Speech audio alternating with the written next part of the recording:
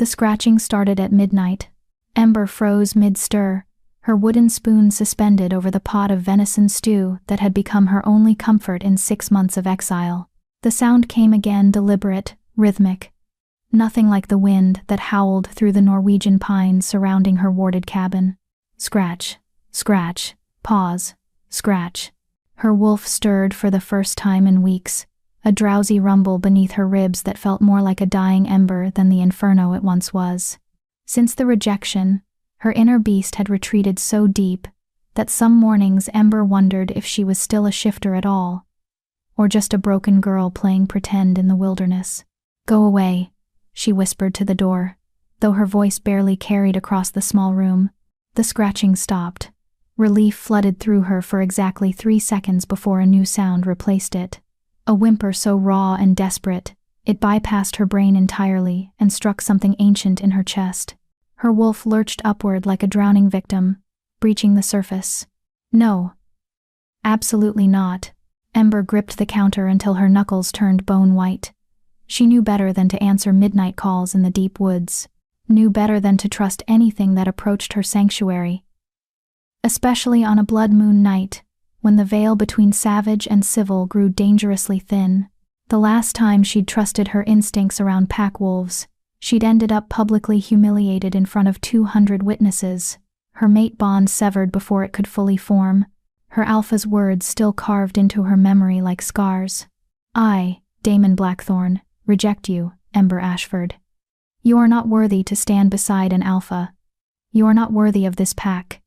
You are Omega, nothing more." The whimper came again, accompanied by a sound that made her blood freeze and boil simultaneously. 2 distinct voices, both male, both trembling with what could only be hypothermia or agony, maybe both. "Please." The word was barely human, scraped raw by cold and desperation. "Please." Freezing. Dying. Her hand moved toward the door handle before her conscious mind caught up. She jerked it back as if the wood had burned her. This was a trick. It had to be. Damon testing her resolve, or worse, pack enforcers sent to finish what the rejection started. Omegas who refused to submit to their new status didn't get second chances in the Frost Fang pack. They got disappeared. But her wolf was awake now, fully awake, clawing at her insides with a frenzy she hadn't felt since when? She'd never felt anything like this before. Not. Trick. Another voice, deeper, cracking on the syllables. "Ember, please, it's Reese. And Jackson." The names hit her like silver bullets. Reese. Jackson. The 2 beta wolves who'd stood at Damon's side during her rejection, who'd watched with unreadable expressions as she'd been dragged from pack lands and dumped at the territorial border with nothing but the clothes on her back and a warning never to return, who'd said nothing, done nothing, been nothing but beautiful statues bearing witness to her destruction. Why were they here? How did they even find her? And why did their voices make her wolf surge toward the door like it recognized something her human mind refused to acknowledge? What were Reese and Jackson really doing at her door? Why would the wolves who watched her exile now beg for her help? And what would happen if she opened that door and let her past come flooding back in? 6 months ago, Ember had believed in fate. She'd believed in the moon goddess's divine plan, in destined mates, in the sacred bond that was supposed to make all the pain of existing as an Omega worth enduring. She'd believed that when her 21st birthday came, and her wolf finally matured enough to recognize her mate, everything would change. She'd been right about the change part, just not in the way she'd imagined. The Frost Fang pack gathered for the spring awakening ceremony in the great clearing beneath the ancient oak. 200 wolves arranged in concentric circles according to rank, their excitement palpable in the crisp mountain air. Ember had stood in the outer ring with the other Omegas, her heart thundering so hard she thought it might crack her ribs. She'd felt it building all week, the restlessness, the heightened senses, the way her wolf paced and prowled beneath her skin like a caged creature counting down to freedom. And then Alpha Damon Blackthorne had stepped into the ceremonial circle, his midnight black wolf form rippling with power, and Ember's entire world had tilted sideways. The mate bond had snapped into place like a bear trap closing around her heart, immediate, agonizing, absolute. Golden threads of connection had blazed between them, visible in the supernatural half-light of the ceremony, and for one perfect moment, she'd seen recognition flash in his silver eyes. He'd known. He'd felt it too. Then his lip had curled back in disgust. "No," he'd said, his alpha voice carrying to every corner of the clearing. "This is a mistake. The goddess has erred."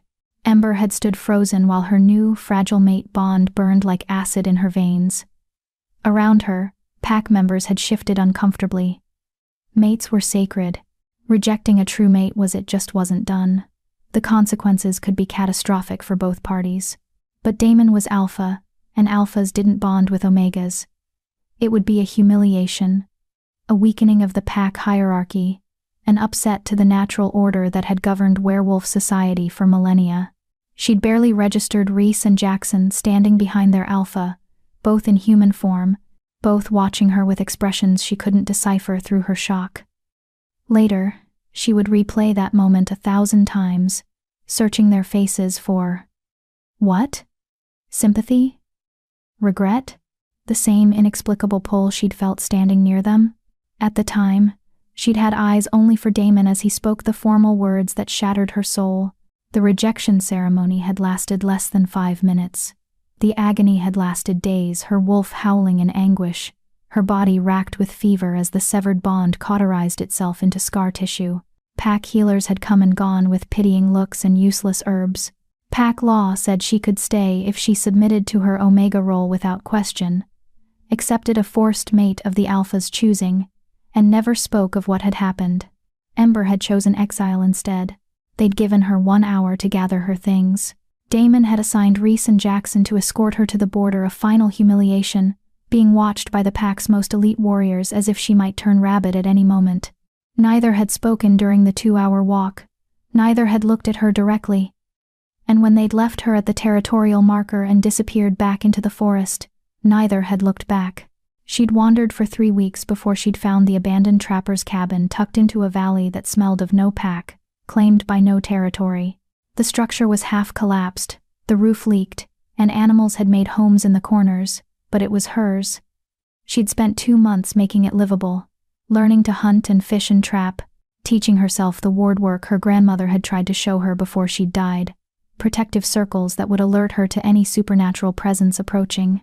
The wards had never triggered before tonight. Ember had built a life in this cabin.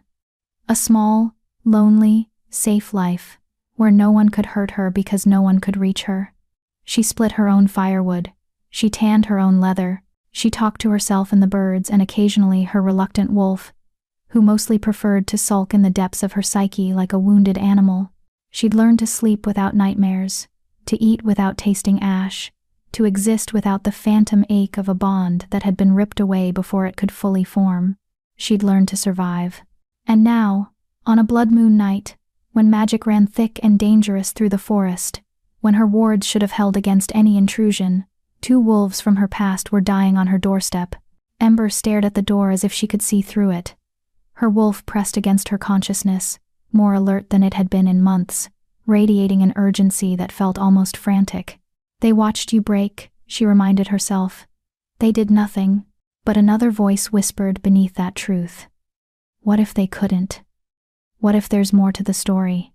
She'd spent 6 months building walls. 6 months, teaching herself that trust was a luxury Omegas couldn't afford.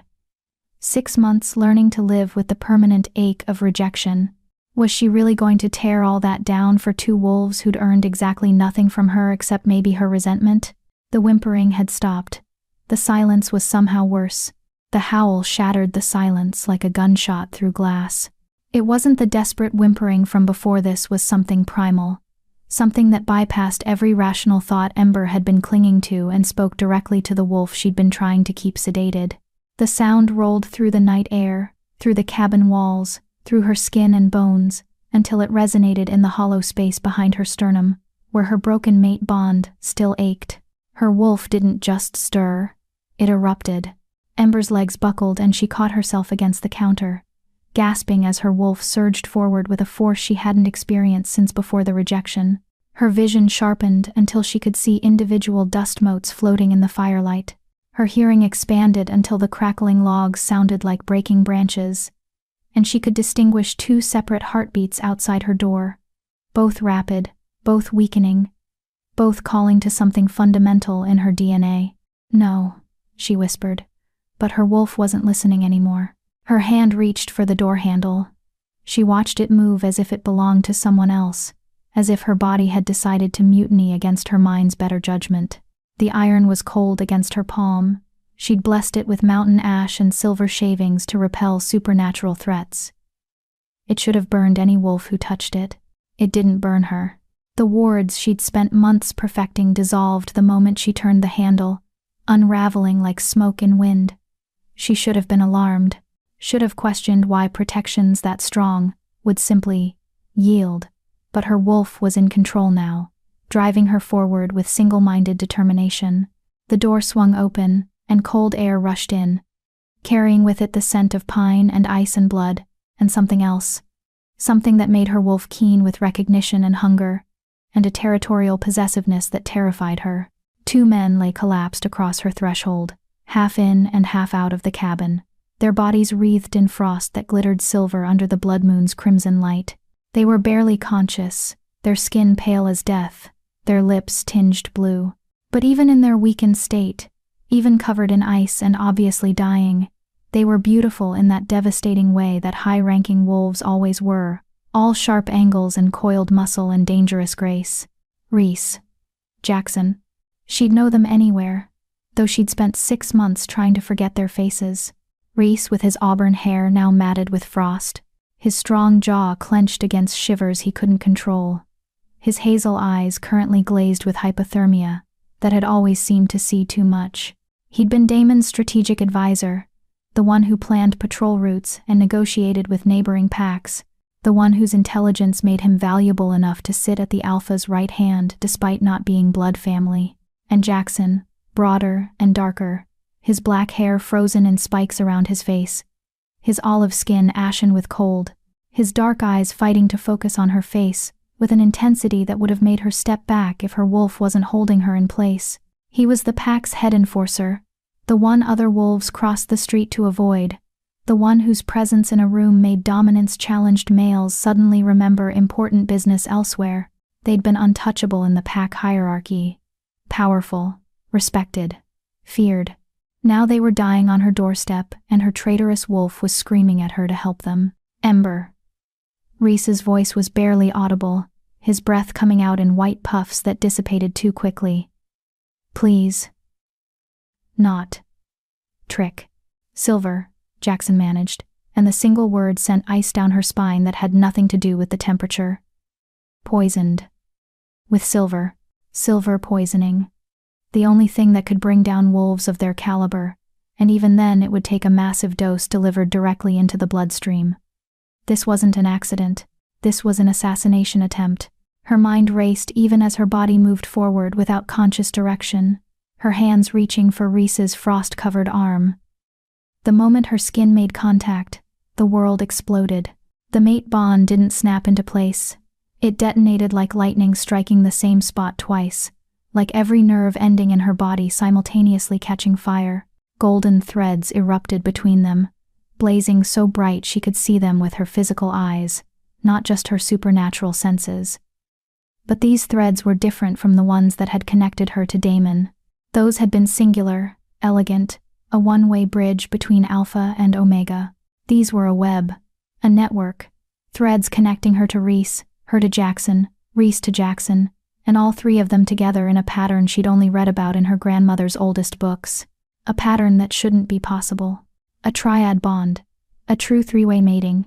Ember jerked her hand back, but the damage was done, or the connection was made, depending on how she wanted to look at it. The threads remained, pulsing with golden light that seemed to grow stronger even as Reese and Jackson grew weaker. Through the bond, she could feel them now. Reese's sharp mind fracturing at the edges as the silver spread through his system. Jackson's fierce will fighting a losing battle against the poison, and underneath it all, a desperate, aching longing directed at her that was so intense it stole her breath. They'd known. They'd both known. How long? The words came out harsh, accusatory. Her wolf snarled in her chest, torn between the instinct to protect her mates. Her mates. How was that even possible? and the very rational human need to understand what the hell was happening. Always, Jackson whispered, his eyes finally focusing on her face with devastating clarity.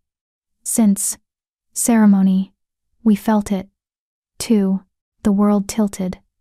Ember's knees hit the wooden floor hard enough to bruise. What? Damon knew. Reese's words were slurring now, the silver working faster.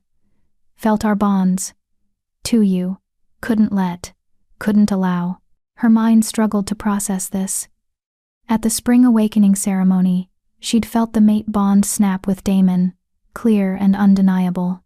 But Reese and Jackson had been standing right behind him, close enough that she'd registered their presence but too distracted by Damon's rejection to pay attention to anything else. Had there been other threads forming that night? Connections she'd been too overwhelmed to notice? He rejected me to keep you away from me? Her voice sounded hollow even to her own ears. To keep us from claiming you. Jackson's hand moved in the frost, reaching toward her with fingers that barely trembled. Triad bonds. Threaten Alpha. Power sharing. He couldn't allow it. Couldn't risk 3 wolves bonding together, creating a power structure that might challenge his authority. Especially if one of them was an Omega who, according to pack law, shouldn't have any power at all. So he'd rejected her himself, publicly and brutally, ensuring that she'd be too broken to notice if anyone else tried to form a bond with her. Then he'd exiled her, removing her from Packlands before Reese and Jackson could act on what they'd felt. And they'd let him. They'd escorted her to the border and walked away. You left me. The accusation burned in her throat, like the silver was burning through their veins. You felt the mate bond, and you just walked away. Alpha Command, Reese gasped, his body convulsing with shivers. Couldn't fight. Direct order. Alpha Command. The supernatural compulsion that forced lower-ranked wolves to obey their pack leader, turning them into puppets who couldn't resist, even if they wanted to. She'd forgotten about that Omegas were so low in the hierarchy that Alphas rarely bothered commanding them directly, preferring to let social pressure and physical intimidation do the work instead. But Reese and Jackson were betas, high enough to have free will in most circumstances but still bound by the Alpha's direct orders. If Damon had commanded them not to interfere, not to speak, not to claim her, they would have had no choice. Why now? She was still on her knees, frozen in indecision while her mates, she still couldn't process that died inches away. Why come here? Why risk this? Breaking free. Jackson's eyes were starting to glaze again. Been planning. Months. Tonight. Blood moon. Weekends. Alpha Command. Got away. Came to you. But Damon. Reese's breathing was becoming labored. Found out. Sent enforcers, with silver rounds. Ambushed us, at border. They'd been shot. Silver bullets designed to kill wolves quickly and efficiently, probably laced with wolfsbane to prevent healing.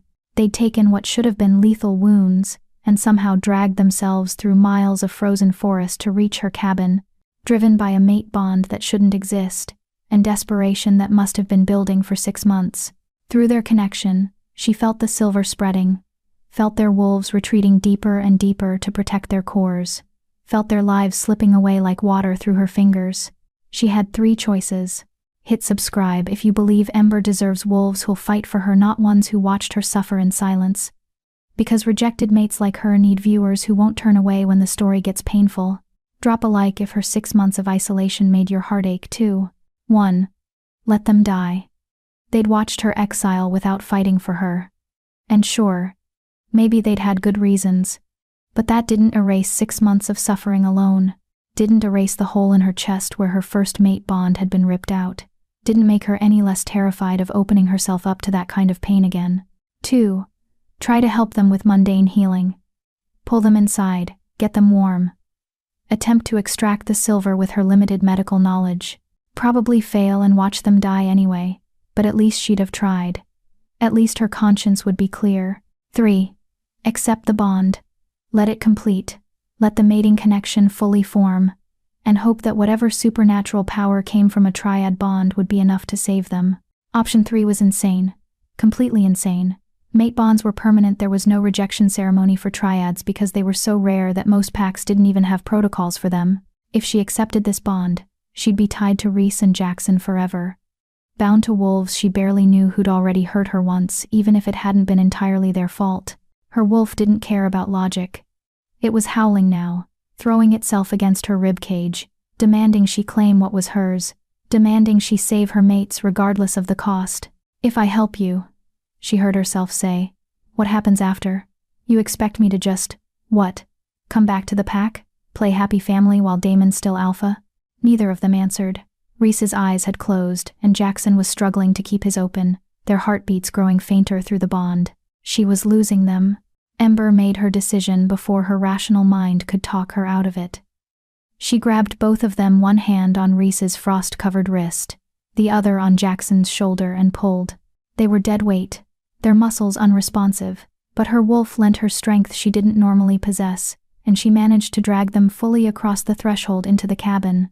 The moment they were inside, the temperature seemed to rise 10 degrees, the fire flaring brighter in the hearth as if responding to some unspoken command. She kicked the door shut and heard the wards slam back into place, different now, changed by the new presence she'd allowed into her sanctuary. Reese and Jackson lay tangled on her floor, their breathing shallow, frost melting off their skin in puddles that spread across the wooden planks. The silver bullets were still inside them. She could see the entry wounds now, black veins spreading from each puncture like poisonous spiderwebs.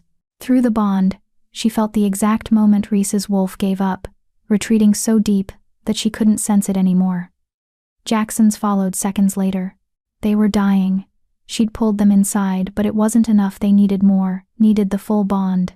He needed her to accept what the goddess was offering, even though it terrified her more than exile and rejection and 6 months of loneliness combined. Ember placed her hands over their hearts, feeling the weak, irregular beats beneath her palms. "Don't you dare die on my floor," she whispered. "I didn't survive 6 months alone just to watch you bleed out in my cabin." The golden threads pulsed brighter, responding to her proximity, to her touch, to the decision crystallizing in her chest like ice forming over a lake. She'd open the door. She'd let them in. Now she had to decide if she was brave enough or foolish enough to let them stay. Ember had learned basic field medicine from her grandmother, back when she'd thought her future might involve helping pack members during full moon runs or tending to hunting injuries. She'd never imagined she'd be using those skills to extract silver bullets from wolves who were supposed to be her mates, while her hands shook so badly she could barely hold the knife steady. "This is insane," she muttered, laying out supplies on the floor beside Reese's unconscious form. "Completely insane. I should have left you outside. Should have let the forest take you. Should have—" Her wolf snarled, and the sound actually left her throat a low, warning growl that surprised her. She hadn't heard her own wolf vocalize in months. The creature had been so dormant, so deeply buried beneath layers of pain and survival instinct, that Ember had started to wonder if the rejection had damaged something fundamental. But now her wolf was awake and furious, and absolutely determined to save their mates, even if Ember's human mind was still trying to process the impossibility of having two. She cut away Reese's shirt first, her grandmother's hunting knife slicing through the frozen fabric with practiced efficiency. His chest was a roadmap of scars, evidence of years spent enforcing pack law and defending territory, but the fresh wounds stood out like accusations. 3 entry points, all center mass, all perfectly placed to hit vital organs. Whoever had shot him had known exactly what they were doing. Black veins spread from each wound in fractal patterns, the silver poisoning working its way through his circulatory system like corrupted roots. His skin was ice cold despite being inside now, his lips still tinged blue. His heartbeat so faint she had to press her ear against his chest to confirm it was still there. The moment her cheek touched his bare skin, heat exploded through the mate bond. Ember gasped and jerked back, but the damage was done or the connection was deepened, depending on perspective. The golden threads between them flared brilliant white, and suddenly she could feel everything. Not just his fading heartbeat, but the silver burning through his veins. His wolf's desperate retreat into the deepest part of his consciousness, his mind's fragmented thoughts that were mostly just her name repeated like a prayer. Ember, Ember, Ember, please Ember. And underneath all of it, she felt something else. something that made her throat tight and her eyes burn with tears she refused to shed. She felt his love for her, raw and absolute and completely unearned, given freely despite the fact that they'd barely spoken, that she'd spent 6 months hating him, that she had every reason to let him die on her floor. He loved her the way wolves loved their mates, wholly, irrevocably, with a devotion that transcended logic or time or circumstance. It was terrifying. "Stop that," she whispered, pressing her palm over the worst wound. Her hand came away black with poisoned blood. "Stop feeling things at me. I can't think when you're But Rhys couldn't hear her. And even if he could, mate bonds didn't come with mute buttons. She was feeling what he felt, whether she wanted to or not, the connection growing stronger with every passing second. She forced herself to focus on the immediate problem. Silver bullets. 3 of them, lodged deep in muscle tissue, slowly killing him. She'd need to extract them before she could even think about healing the wounds. And extracting them would require... Her hands began to glow. Ember froze, staring at her palms as soft golden light emanated from her skin like she'd swallowed the sun. This wasn't normal. Wolves healed fast, but they didn't glow, didn't produce light from their bodies like some kind of supernatural lantern. Through the bond, she felt Rhys's wolf stir, drawn by the light like a moth to flame. What the hell? She turned her hands over, watching the glow intensify. It didn't hurt. If anything, it felt right, like her body was finally doing something it had been designed for but never had the chance to attempt. The light spread up her arms, across her chest, until she was luminous in the dim cabin. And where the light touched Rhys's wounds, the black veins began to recede. Ember's breath caught. She pressed both glowing hands against his chest and watched in amazement as the silver poisoning retreated from the light like shadows fleeing the dawn. The bullets themselves began to surface, pushed out by some force she didn't understand, rising through tissue and muscle, until they clinked onto the floor beside him. 3 misshapen pieces of silver that had been killing him moments ago. The wounds closed behind them. Not completely, but enough that he was no longer bleeding out on her floor. Rhys's heartbeat strengthened, his breathing deepened. Color began to return to his lips and his skin lost some of its deathly pallor. Through the bond, she felt his wolf creeping cautiously back toward consciousness, drawn by her light and the promise of healing. How am I doing this? She stared at her still glowing hands. Omegas can't, we don't have. You're not just Omega, Jackson rasped from behind her. Ember spun to find him watching her with eyes that were clearer than they'd been moments ago, consciousness clawing its way back despite the silver still poisoning his system. He'd propped himself up on one elbow, the movement obviously costing him enormous effort, frost still clinging to his dark hair. What are you talking about? She moved toward him, her hands still glowing, still radiating that strange golden light. Luna. The word came out reverent, awed. You're a Luna. That's why Damon rejected you. That's why he couldn't let us bond with you. He knew. Luna. The word hung in the air between them like a bomb waiting to detonate. Lunas were myth, legend.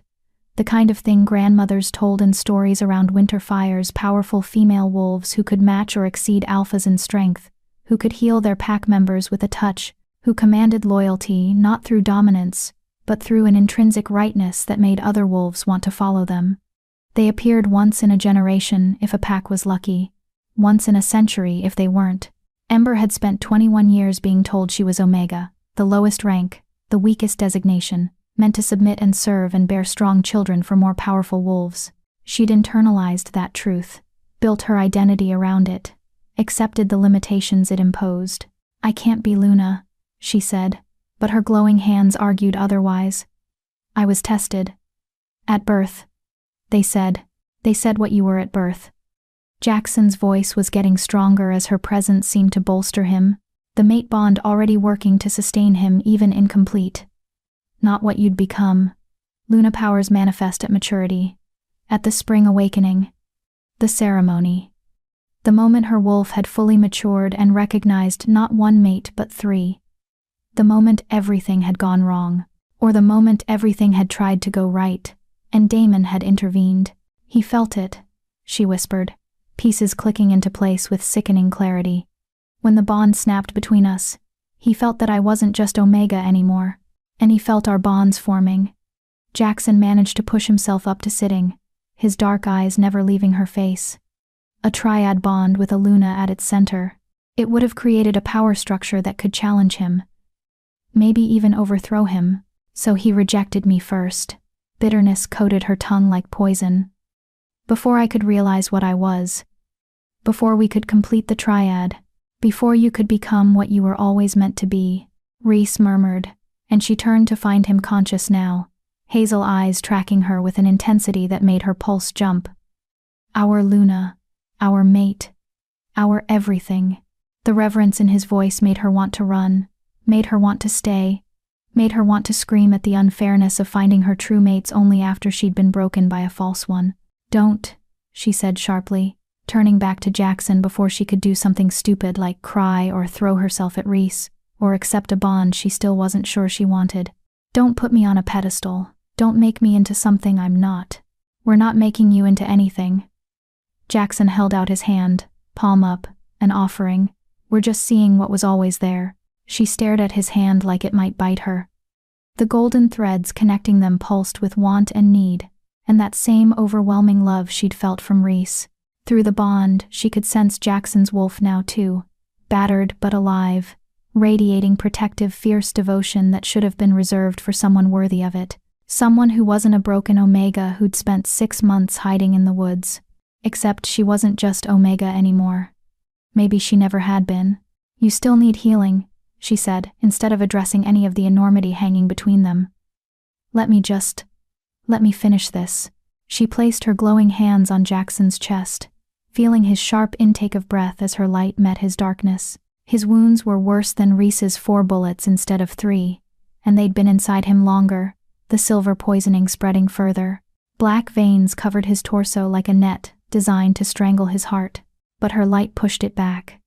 Slowly, methodically, like dawn breaking over mountains, she drove the silver from his system and watched the bullets surface and fall away. His wounds closed, his heartbeat strengthened.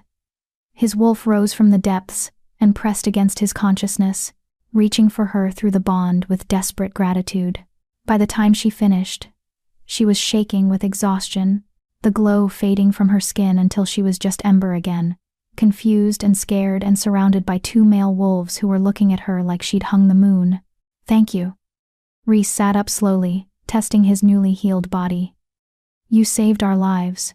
I should have let you die, she said, but there was no heat behind it. Her wolf wouldn't have let her, and they all knew it. But you didn't. Jackson reached for her hand, and this time she let him take it, too tired to fight the mate bond's insistent pull. His fingers were warm now, no longer frozen, and the contact sent pleasant shivers up her arm. You let us in, you healed us, you felt the bond. I don't know what I felt. It was a lie, and everyone in the room knew it. Yes, you do. Reese moved closer, careful not to crowd her but close enough that she could smell him pine and winter storms, and underneath it all, a scent that was uniquely his. Her wolf purred at the smell, the traitorous creature. You felt what we've been feeling for 6 months. The pull. The need. The certainty. Certainty? She laughed, the sound brittle. You're certain about the Omega who was rejected and exiled? The one who's been living alone in the woods like some kind of feral cat? That's who you want as your mate? Yes. They said it simultaneously, their voices harmonizing in a way that resonated through the bond. You're insane. Probably, Jackson agreed, his thumb stroking over her knuckles in a gesture that was simultaneously comforting and possessive. But we're your kind of insane. She wanted to argue, wanted to pull away, wanted to rebuild the walls she'd so carefully constructed over 6 months of survival. But she was so tired, tired of being alone, tired of fighting her wolf, tired of pretending that healing them hadn't felt more right than anything she'd done since the rejection. I can't go back to the pack, she said finally. I won't, not while Damon's still alpha. We're not asking you to. Reese's voice was gentle. We came here to be with you, not to drag you back. Damon will come for you. She looked between them.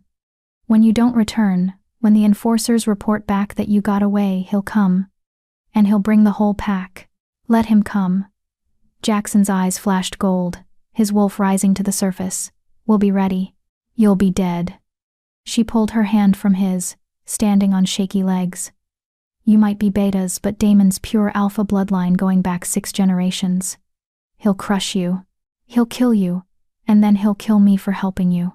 Not if we complete the bond. Reese stood too, moving with the fluid grace of a predator despite being half dead minutes ago. A triad bond with a Luna at its center that's power Damon can't match. That's why he was afraid of it. You don't know that I'm actually Luna. Even as she said it, she remembered the glow, the healing, the way the silver had retreated from her light. One healing doesn't make me. Look at yourself, Jackson said quietly. Ember glanced down and gasped. Her skin was glowing again, soft golden light pulsing in time with her heartbeat. And on her arms, just visible beneath the light, were marks she'd never seen before, intricate patterns like lace made of moonlight, spiraling from her wrists to her shoulders in designs that matched the Luna markings she'd only ever seen in her grandmother's oldest books. No, she whispered, but the evidence was literally written on her skin. This isn't I can't be. A howl split the night outside. Long, loud, and unmistakably commanding. An alpha's call, demanding submission and obedience. Damon had found them.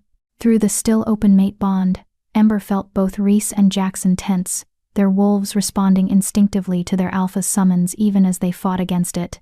The alpha command was pulling at them, trying to drag them back under Damon's control, trying to make them abandon her and return to their pack. No. Her voice came out as a growl, her wolf surging forward with protective fury. You're not going anywhere. She grabbed both their hands before she could second-guess the impulse. The moment their skin connected, power exploded through the cabin, her golden light flaring so bright that it illuminated the forest outside through the windows, so intense that she heard the wards around her sanctuary crack and reform into something stronger, something new. The alpha command shattered like glass against stone. Reese and Jackson gasped simultaneously, their wolves breaking free from Damon's control as the mate bond reinforced, deepened, began to solidify into something permanent. Another howl came from outside, closer now, and this one was full of rage. Accept our bond, Reese said urgently, squeezing her hand. Accept us by Blood Moon Peak, or we die. The silver's gone, but the damage we need the completed bond to fully heal. And you need us to face what's coming. But we won't force you, Jackson added, his dark eyes meeting hers with devastating sincerity. If you tell us to leave, if you want us gone, we'll go. We'll lead him away, give you a chance to run. The mate bond pulsed between them, golden threads growing brighter with every passing second. Outside, she could hear movement now, paws on snow, multiple wolves circling her cabin, and above it all, Damon's presence like a storm about to break. She had minutes, maybe less, to make a choice that would determine the rest of her life. Accept the bond and face Damon with her mates at her side, trusting in power she'd only just discovered and a connection she still barely understood. Or send them away and face the alpha who'd already destroyed her once, alone in a cabin that suddenly felt far too fragile to protect her from what was coming. Her wolf knew which choice it wanted, was howling the answer like a battle cry. The question was whether Ember was brave enough to listen. The cabin's windows exploded inward. Glass shattered in a crystalline rain that caught the blood moon's light and transformed the air into a storm of crimson fragments. Ember threw herself over Reese and Jackson instinctively, her body moving before her mind could process the threat, her wolf roaring to the surface with a ferocity that would have shocked her 6 months ago. But she wasn't the same wolf she'd been 6 months ago. Golden light erupted from her skin, forming a barrier that caught the glass mid-flight and suspended it in the air like frozen time. She stared at the hovering shards, her hands still gripping Reese and Jackson, her heart hammering so hard she thought it might crack her ribs. "Did I just?" she started. "Yes," Reese breathed, awe coloring his voice. "Luna power, protective manifestation." The glass fell harmlessly to the floor, tinkling like broken wind chimes. Then, Damon Blackthorn stepped through the shattered window frame, and every instinct Ember possessed screamed at her to submit, to lower her eyes, to bare her throat in the automatic deference that Omegas showed to Alphas. Her wolf snarled and held her ground. He was exactly as she remembered, tall and commanding with silver eyes that glowed in the darkness. His midnight black hair pulled back to reveal the sharp angles of his face. Power radiated from him in waves that made the air feel thick and heavy. The supernatural weight of 6 generations of alpha bloodline pressing down on everything in his vicinity. He wore dark tactical gear that emphasized the lean muscle of a predator built for violence, and the smile on his face was the kind that preceded bloodshed. "There you are," he said, his voice carrying the resonance of alpha command even in casual conversation. "I've been looking everywhere for my wayward betas, and here I find them with the little Omega who should have learned her place by now." 4 more wolves entered behind him, enforcers in human form, all armed with silver-loaded weapons, all watching her with the cold assessment of soldiers who'd been given permission to kill. Ember's hands tightened on Reese and Jackson, feeling them tense beneath her grip. Through the bond, she could feel their wolves rising, preparing for a fight they couldn't win, ready to die protecting her because that's what mates did. She wouldn't let them. "Get out." Her voice came out steadier than she felt, carrying an authority she didn't know she possessed. "You're not welcome here." Damon laughed, a cold, calculated sound that held no humor. "I don't need your welcome, Ember. This isn't pack territory. Which means it's neutral ground, which means I can go wherever I please." His silver eyes dropped to where she still held Reese and Jackson's hands. "Though I see you've been busy making friends with my property. They're not property." The words came out as a growl, her wolf pressing against her consciousness with barely contained rage. "They're not yours." "Funny." Damon took a step closer, and Ember felt Reese and Jackson try to move in front of her, but she held them in place with strength that surprised all 3 of them. I distinctly remember them swearing oaths of loyalty to me. Blood oaths, the kind that bind beta wolves to their alpha for life. "Blood oaths mean nothing compared to mate bonds," Jackson said, his voice rough but defiant. "You know this, you've always known." "Ah, yes, the mate bond." Damon's smile widened, showing too many teeth. "The sacred connection that transcends all others, the divine gift from the moon goddess herself."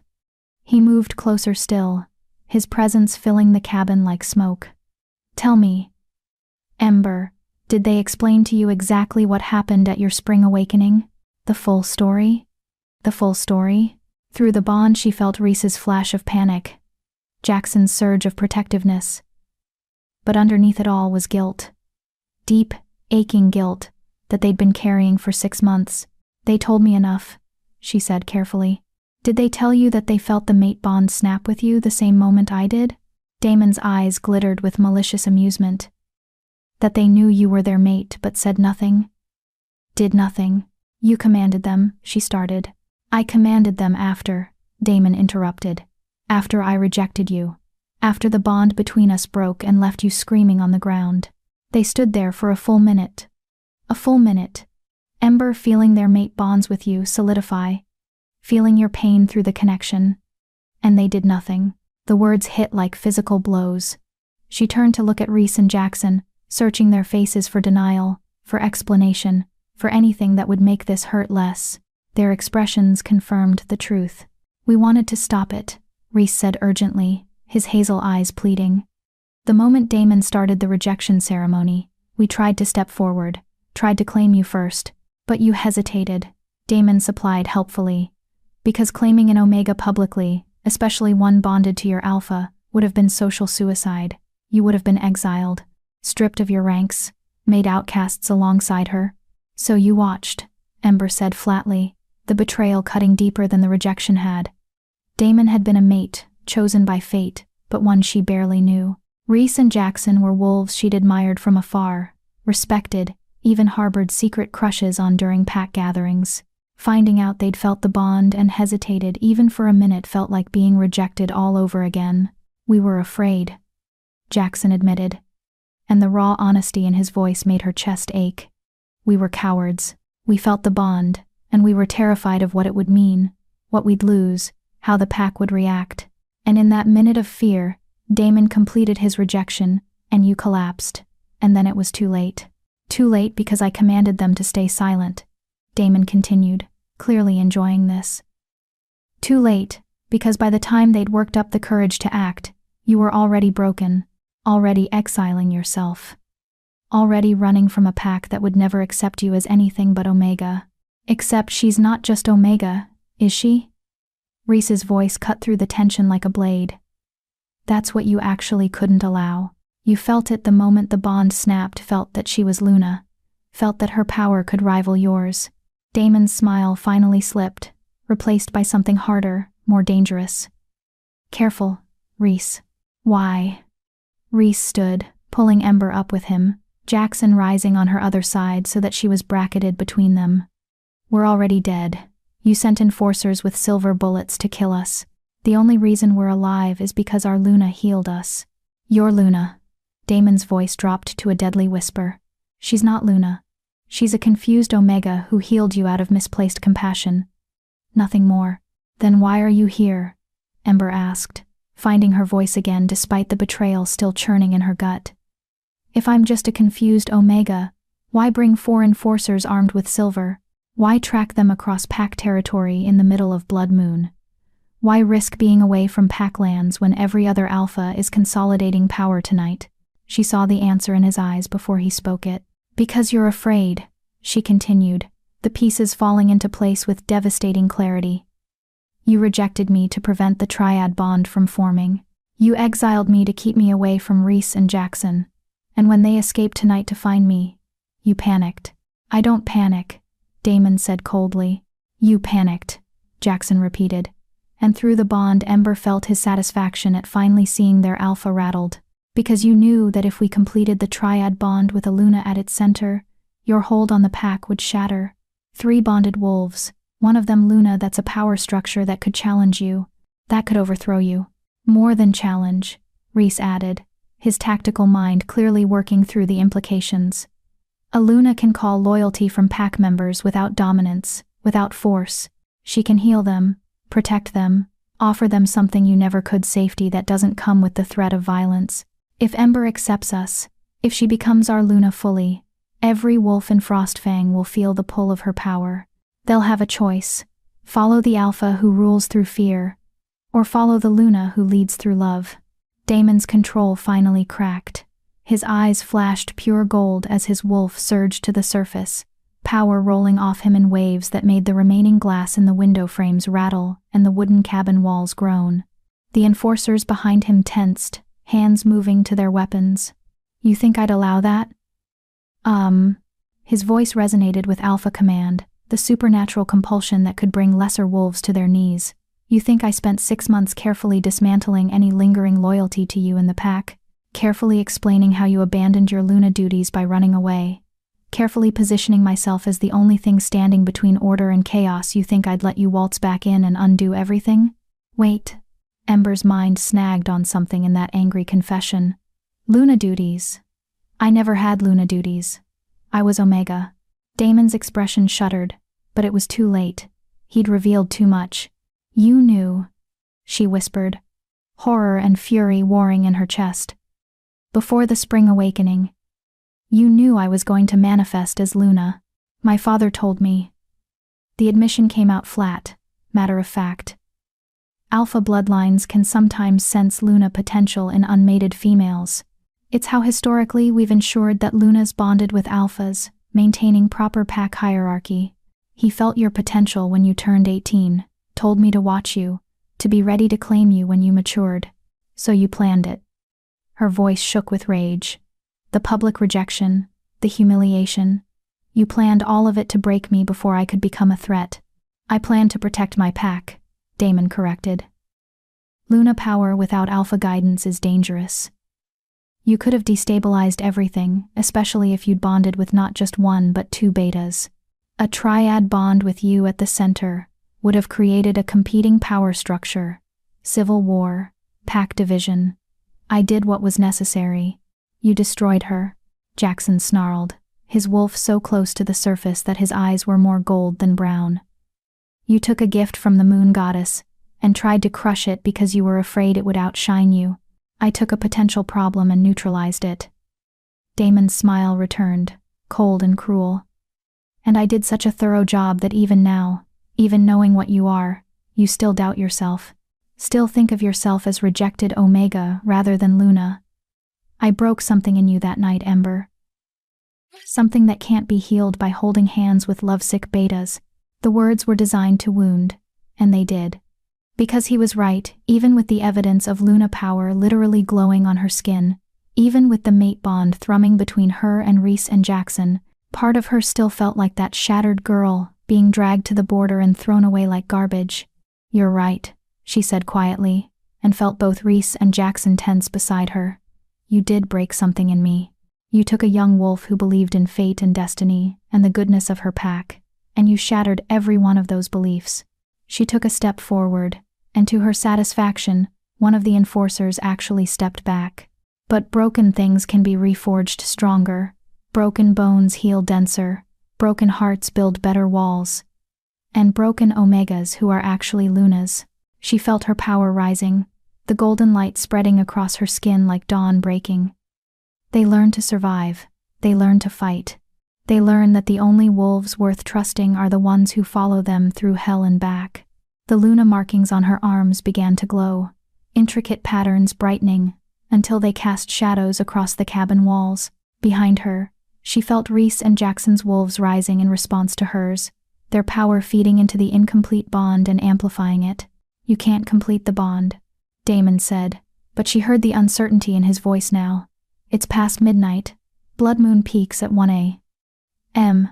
You have less than an hour, and I'm not going anywhere. Then watch, Ember said. Watch what you tried to destroy become something you can't control. She turned to Reese and Jackson, looking at them properly for the first time since Damon's revelations. They'd hesitated at her spring awakening. They'd watched her be rejected and exiled. They'd been cowards when she'd needed them to be brave. But they'd also spent 6 months planning an escape. They'd risked execution to find her.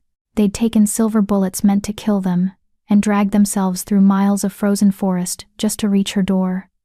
They'd apologized. They'd been honest about their failures, and through the bond, she could feel the truth of their feelings. The love, the devotion, the desperate need to make amends for that 1 minute of hesitation that had cost all 3 of them 6 months of pain. She was still angry, still hurt, still working through layers of betrayal that would take time to fully process. But her wolf knew what it wanted. And maybe, just this once, she should trust her wolf. Tell me something, she said, looking between her 2 mates. If we complete this bond, if I accept you fully, what happens then? What are you offering me besides protection and pretty words? Everything, Reese said immediately. Everything we are, everything we have, our loyalty, our lives, our wolves. We'll spend every day earning your trust, proving we're worthy of the gift you're giving us. We'll fight for you, Jackson added, his dark eyes intense. We'll protect you. We'll stand between you and anyone who tries to hurt you, even if it means dying in the process. We'll never hesitate again. And if I choose not to accept? She had to ask, had to know they meant it when they said they wouldn't force her. If I decide that what Damon took can't be given back, that I'm better off alone, what then? Both of them flinched like she'd struck them, but Reese answered steadily. Then we leave. We lead Damon and his enforcers away from here, and we never come back. We let you live your life without the complication of mates who failed you when it mattered most. But Ember, Jackson said urgently, sensing her wavering.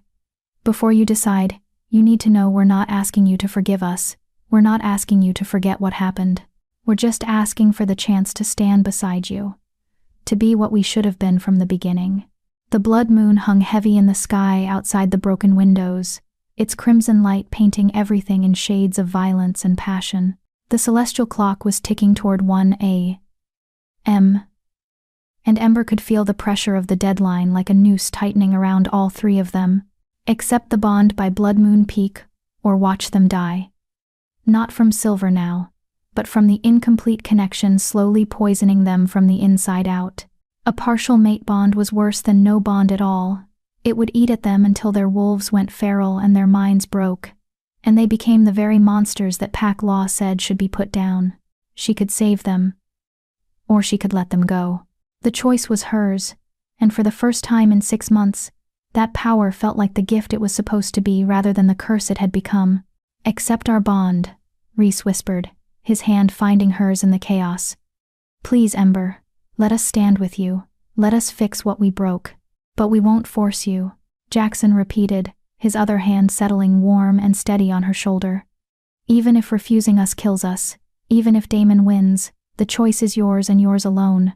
Damon laughed from his position by the window, the sound ugly and triumphant. She won't do it. She's too broken, too afraid, too— Shut up, Ember said, and the command in her voice made even the alpha fall silent. I didn't survive 6 months alone by being afraid. I didn't heal myself from a rejection bond by being broken. And I sure as hell didn't pull 2 dying wolves into my cabin just to watch them be taken from me. She looked at Rhys and Jackson, really looked at them. And through the bond, she felt everything they were offering laid bare before her. Their hearts, their wolves, their futures, all of it hers, for the taking if she was brave enough to reach out. You hesitated once, she said. Don't ever hesitate again. Then she kissed them both. The world exploded into golden light. Ember had meant the kiss as acceptance, as the beginning of the bonding ritual that would tie them together permanently. What she hadn't anticipated was the sheer force of power that erupted the moment her lips touched Rhys's, then Jackson's, sealing their connection with an intimacy that went beyond physical contact. The incomplete bond didn't just complete, it detonated. Golden threads blazed between them like lightning given form, wrapping around all 3 of them in patterns so complex and beautiful they defied description. The Luna markings on Ember's arms flared brilliant white and began to spread, flowing across her shoulders and down her back in intricate designs that looked like lace made from starlight. Power rolled off her in waves that made the cabin's wooden walls groan, and the remaining glass in the windows crack further. Through the bond she felt everything Rhys's sharp intelligence suddenly accessible to her like files opening in her mind. Jackson's warrior instincts merging with her own until she could sense threats before they materialized. Both of their wolves twining with hers in a dance that was simultaneously 3 separate entities and one unified whole. And underneath it all, she felt their love pouring into her through the connection. 6 months of longing and regret, and desperate hope finally finding release. It was overwhelming. It was terrifying. It was the most right thing she'd ever experienced. Damon's roar of fury barely registered through the cascade of sensation. No. His alpha command slammed into the cabin like a physical force, trying to break their connection, to reassert his dominance over his wayward betas. I command you, Rhys, Jackson, break the bond. Return to your alpha. Obey me. The command bounced off the golden light surrounding them like arrows striking a steel shield. Ember broke the kiss and turned to face Damon, feeling her mates move with her in perfect synchronization. They flanked her protectively, Rhys on her left, Jackson on her right, but she could feel through the bond that they were following her lead now, not the other way around. The triad had shifted their hierarchy. She was Luna, and Luna led. Your commands don't work on them anymore, she said, her voice resonating with a power that made even the enforcers take a step back. They're mine now. They belong to our triad, not to your pack. Damon's eyes blazed pure gold, his wolf fully surfaced and furious. You can't just steal pack members, you stupid girl.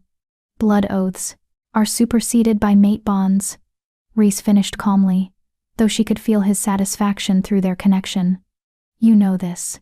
Every alpha knows this. The mate bond is sacred, inviolable. You can no more break it with commands than you can command the moon to stop rising. Besides, Jackson added, his voice carrying a dangerous edge, we were never truly yours.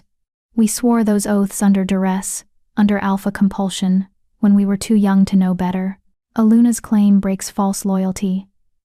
Real loyalty can't be commanded, it has to be earned. Through the bond, Ember felt something shift in both of them.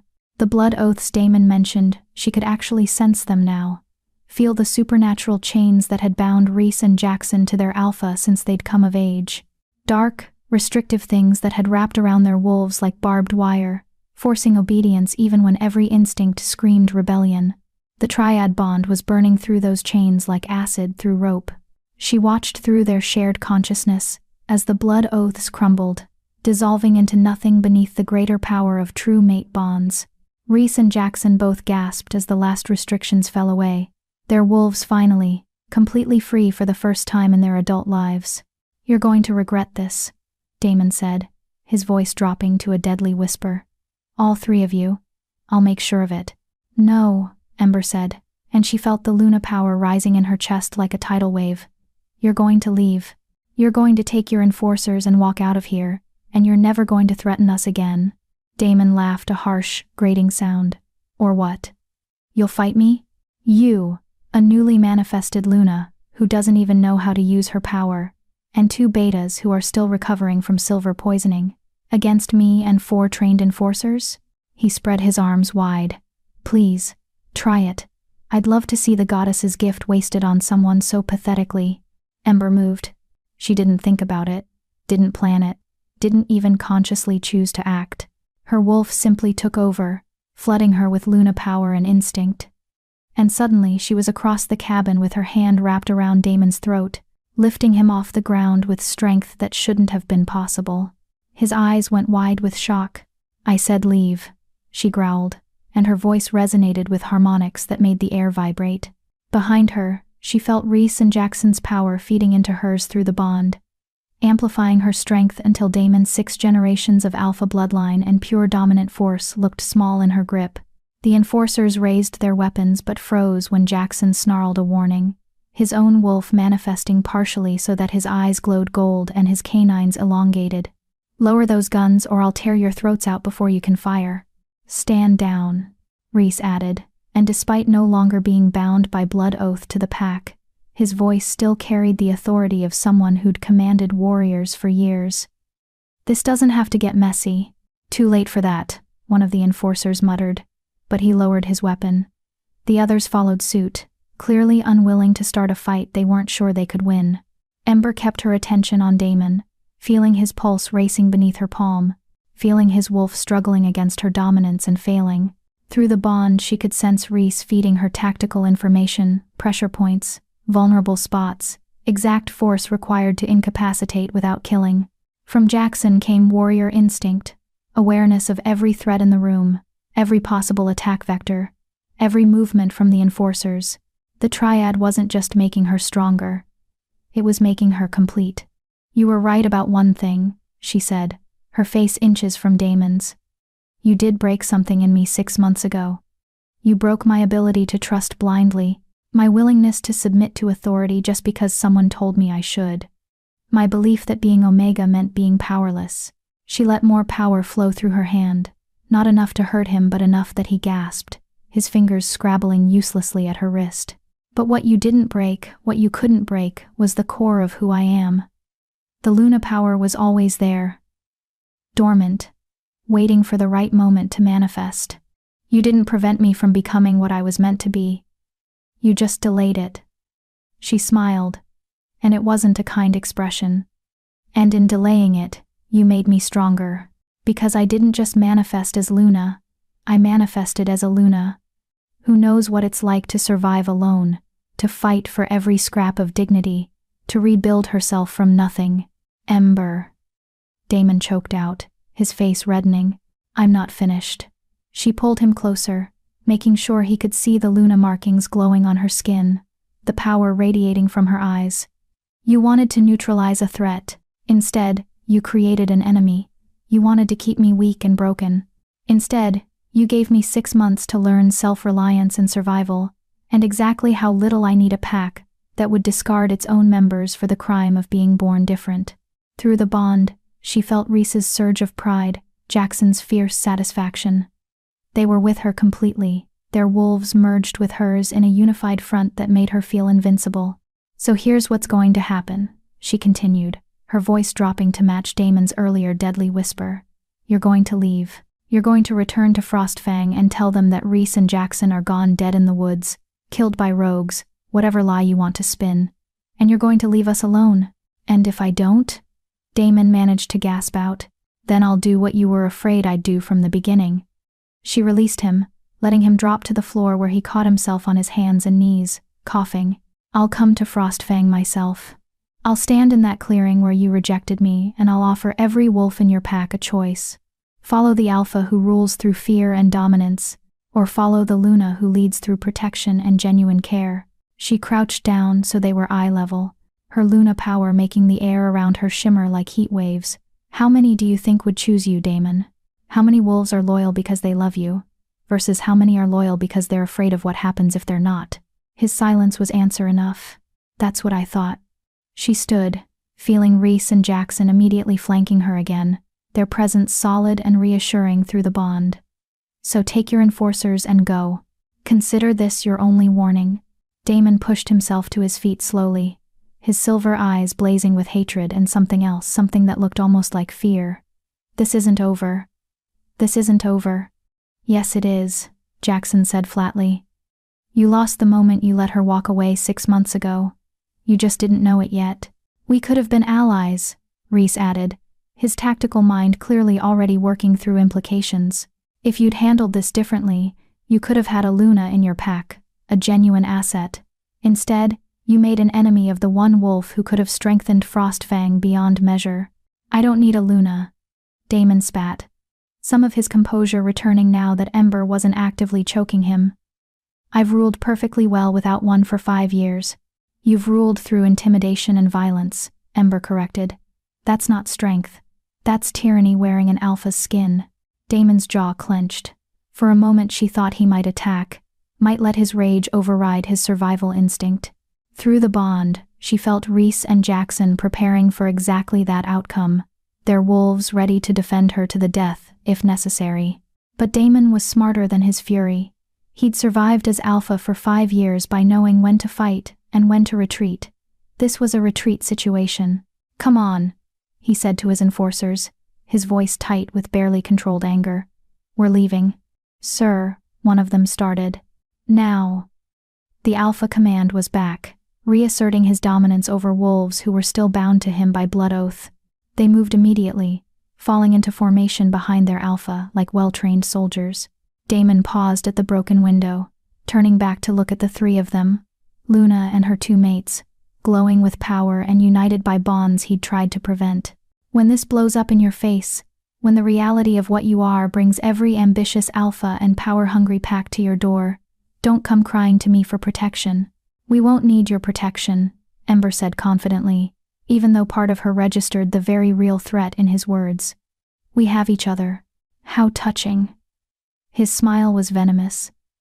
Let's see how long that lasts when the council hears about this.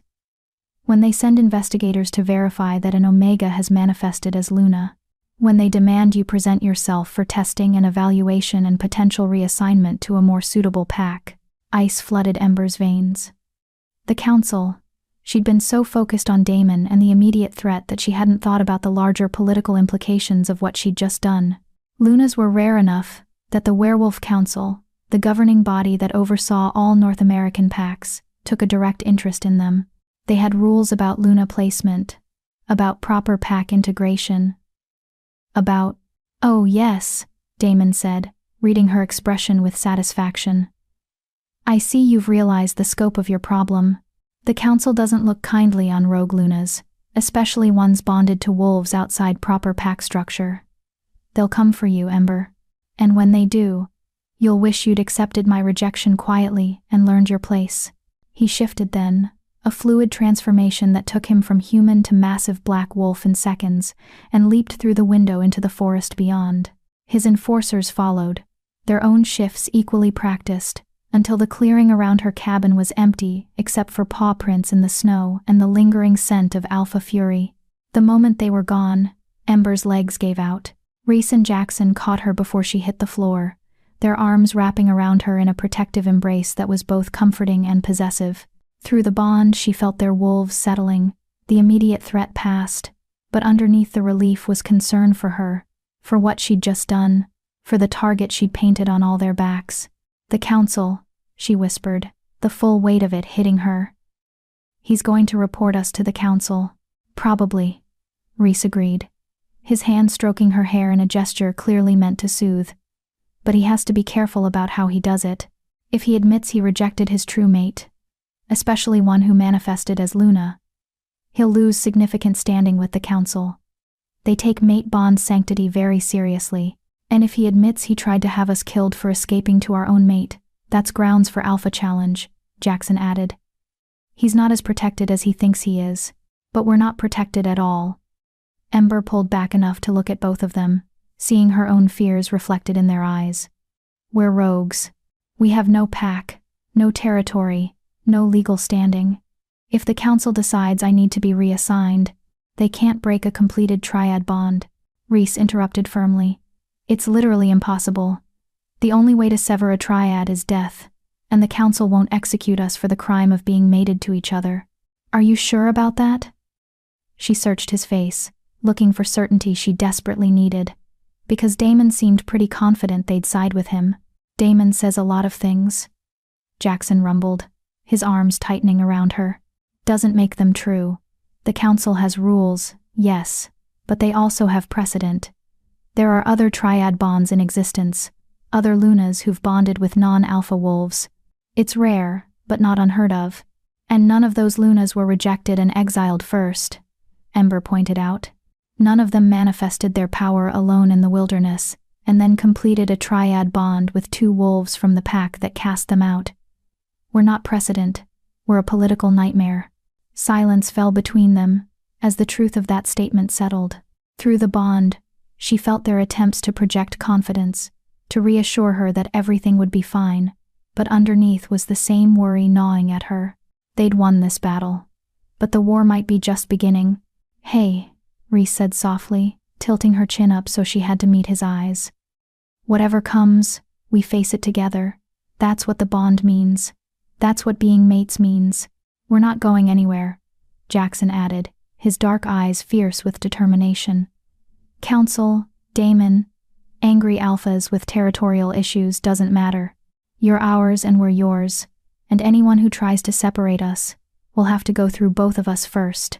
The sincerity in their voices, the absolute certainty flowing through the bond, made something in her chest loosen. She'd spent 6 months alone, learning to rely only on herself, trusting no one. The idea of having partners, of sharing burdens instead of carrying everything solo, it was foreign and terrifying and desperately appealing all at once.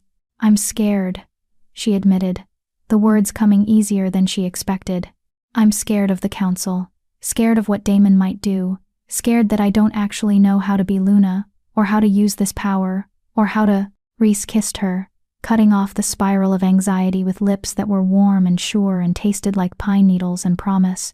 When he pulled back, Jackson immediately took his place, his kiss different, fiercer, more possessive, carrying the edge of a warrior claiming what was his. By the time they both released her, Ember was breathless and dizzy, and significantly less focused on her fears. We'll teach you, Reese said, his practical nature asserting itself. Luna powers work on instinct, but there are techniques, exercises, ways to control and direct the energy. I've studied the old texts. I can help, and I'll teach you to fight, Jackson added, because Luna power is one thing, but knowing how to physically defend yourself is another. You're never going to be helpless again. I'll make sure of it. What if I'm terrible at fighting? She couldn't help the small smile that tugged at her lips despite everything. Then you'll be terrible at fighting with someone who loves you anyway, Jackson said simply, and the casual declaration made her heart stutter. Love. They loved her. She could feel it through the bond, not new love, not the fragile beginning stages, but something that had been building for 6 months of separation and longing. They'd loved her since the spring awakening ceremony, since the moment the mate bond had snapped into place, and that love had survived rejection and exile and Damon's best efforts to destroy it. I don't know if I can say it back yet, she said honestly. I want to. I feel it building. But 6 months of being alone, of trusting no one. I need time to. We know, Reese interrupted gently. We're not asking for declarations, Ember. We're just asking for a chance. Time to prove ourselves. Time to show you that we're not the cowards who hesitated 6 months ago. Time to protect you from whatever Damon throws at us next, Jackson agreed. A howl split the night, distant but unmistakable, coming from the direction Damon and his enforcers had fled. It was answered by another, then another, until the forest around them rang with the sounds of multiple wolves converging on their location. Ember's blood ran cold. That's not Damon. No, Reese confirmed, his expression grim as he moved to the broken window and peered out into the darkness. That's the rest of Frostfang pack. He called for backup. How many? Jackson was already moving, positioning himself between Ember and the window, his body language pure warrior readiness. Hard to say, at least 20, maybe more. Rhys turned back to them, his tactical mind clearly racing through options. We can't fight that many, not in your condition and not without proper weapons. Then we run, Ember said, making the decision before fear could paralyze her. We run, and we don't stop until we're far enough away that they can't track us. And go where? Jackson asked. Though he was already moving, gathering supplies from around the cabin with practiced efficiency. We have no territory, no safe houses, no allies. Ember looked around her cabin, the sanctuary she'd built over 6 months of exile. The first place that had felt like home after her world shattered. Books her grandmother had given her lined the makeshift shelves. Furs she'd tanned herself covered the floor. The bed she'd carved from salvaged wood sat in the corner, made warm with blankets she'd woven during long winter nights. This was hers. The one place in the world that belonged to her, and no one else. And she was about to walk away from it, possibly forever. We'll figure it out, she said, pulling on the heavy coat she'd made from wolf pelts. Together. That's what mates do, right? Through the bond she felt their surge of emotion, pride and love and fierce determination.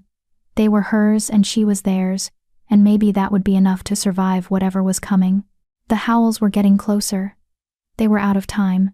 Let's go, Rhys said, taking her hand while Jackson grabbed their meager supplies.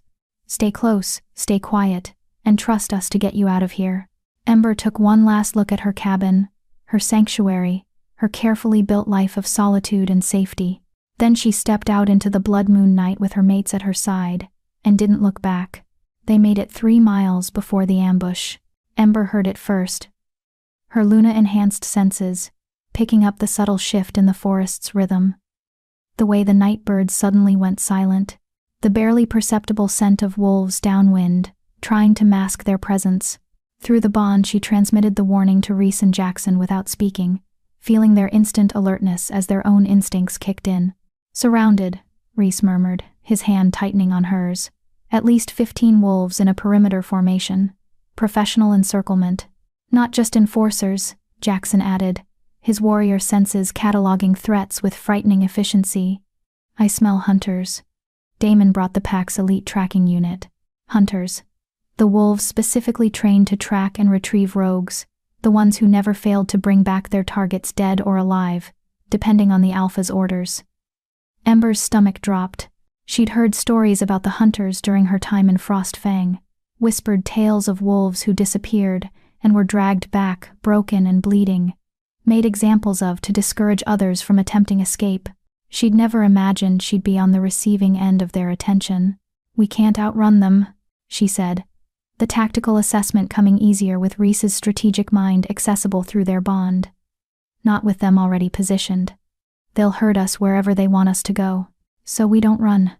Jackson's voice carried a dangerous edge, his wolf rising to the surface until his eyes glowed gold in the darkness. We fight. Against 15 trained hunters? Rhys shook his head. That's suicide, even with Luna power amplifying us. Then what do you suggest? Ember could feel the wolves closing in, the circle tightening with predatory patience. We can't run. We can't fight what's left. Through the bond, she felt Rhys's mind racing, considering and discarding options with frightening speed. His tactical genius was one of the reasons Damon had kept him so close.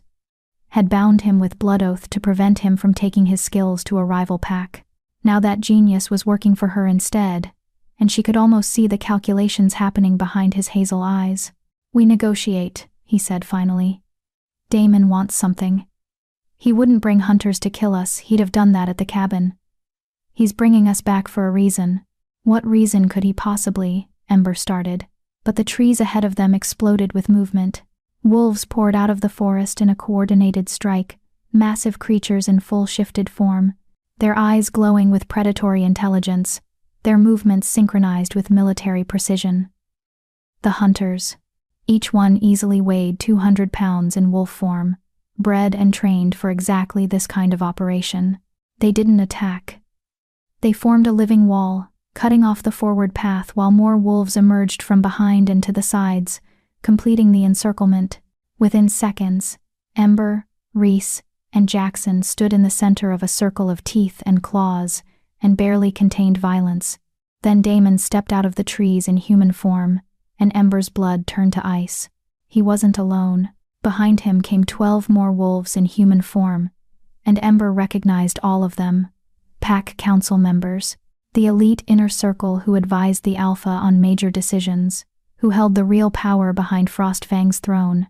And in the center of that group, leaning heavily on a carved walking stick, was Elder Moira. Elder Moira, who had been with Frostfang for 70 years, who remembered when Ember's grandmother had been Pack Luna, before age and illness had taken her, who had always looked at Ember with an expression that suggested she saw something others missed. Ember Ashford, Elder Moira's voice carried across the clearing despite her age, commanding attention without dominance. Or should I say, Luna Ashford? Yes. I can see the markings even from here. Quite impressive for a spontaneous manifestation. Ember's mouth went dry. This wasn't just Damon being petty. This was official Pack business. Elder Moira. She managed, her voice steadier than she felt. I don't want trouble. We were leaving Pack territory peacefully. Peacefully? Damon's laugh was harsh.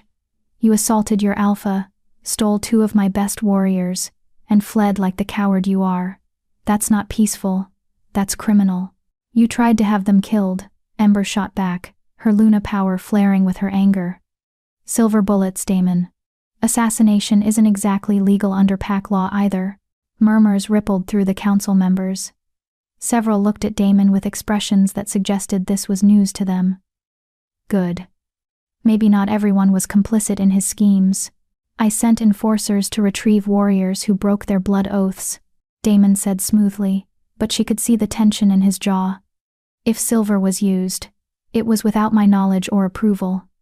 An overreaction by zealous subordinates. Liar, Jackson growled, his wolf so close to the surface that his voice came out distorted. You gave the order yourself. We heard you through the Pack link before we crossed the border. More murmurs. Elder Moira's expression remained neutral, but her ancient eyes studied Damon with an intensity that made even the Alpha shift uncomfortably. Be that as it may, the Elder said, her walking stick tapping against the frozen ground. We have a situation that requires resolution. A manifested Luna, a completed triad bond, and 2 high-ranking warriors who have broken their blood oaths to follow a mate connection. This is unprecedented in Frostfang's recent history. It's simple, Damon interjected. They broke Pack law. They face Pack justice. The triad bond can be severed through. The triad bond cannot be severed, Elder Moira interrupted, her voice sharp enough to make Damon close his mouth.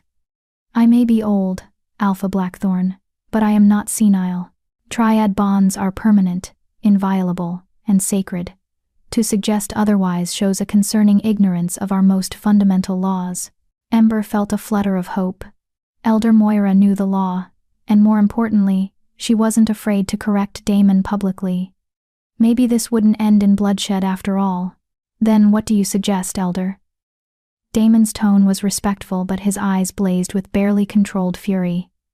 We can't simply let them walk away. It sets a precedent that any wolf can break their oaths and flee Pack territory without consequences. I suggest, Elder Moira said, moving forward with slow, deliberate steps that nonetheless radiated authority, that we examine the full circumstances before rushing to judgment. Tell me, Luna Ashford, do you know why your grandmother left Frostfang 30 years ago? The question hit Ember like a physical blow. My grandmother? She didn't leave, she was Pack Luna until she died when I was 12. She was Pack Luna, Elder Moira confirmed. Until she wasn't. Until she challenged the Alpha of her time, Damon's grandfather, over his treatment of lower-ranked wolves. Until she chose exile, rather than watch him systematically break every wolf who showed signs of power that might threaten his position. The clearing had gone completely silent. Even the hunters seemed frozen, their attention riveted on the Elder's words. My grandmother challenged an Alpha? Ember's voice came out as a whisper. This wasn't in any of the stories she'd been told, wasn't in any of the carefully edited Pack histories she'd read. She challenged his authority to abuse pack members, Elder Moira corrected. And when he rejected her counsel, when he made it clear that Luna opinions held no weight in his pack, she made a choice. She could stay and watch wolves suffer, or she could leave and take with her anyone who wished to follow. That's not how the story goes, Damon said, but there was uncertainty in his voice now. My grandfather told me she abandoned the pack, that she was weak, couldn't handle the responsibility of being Luna.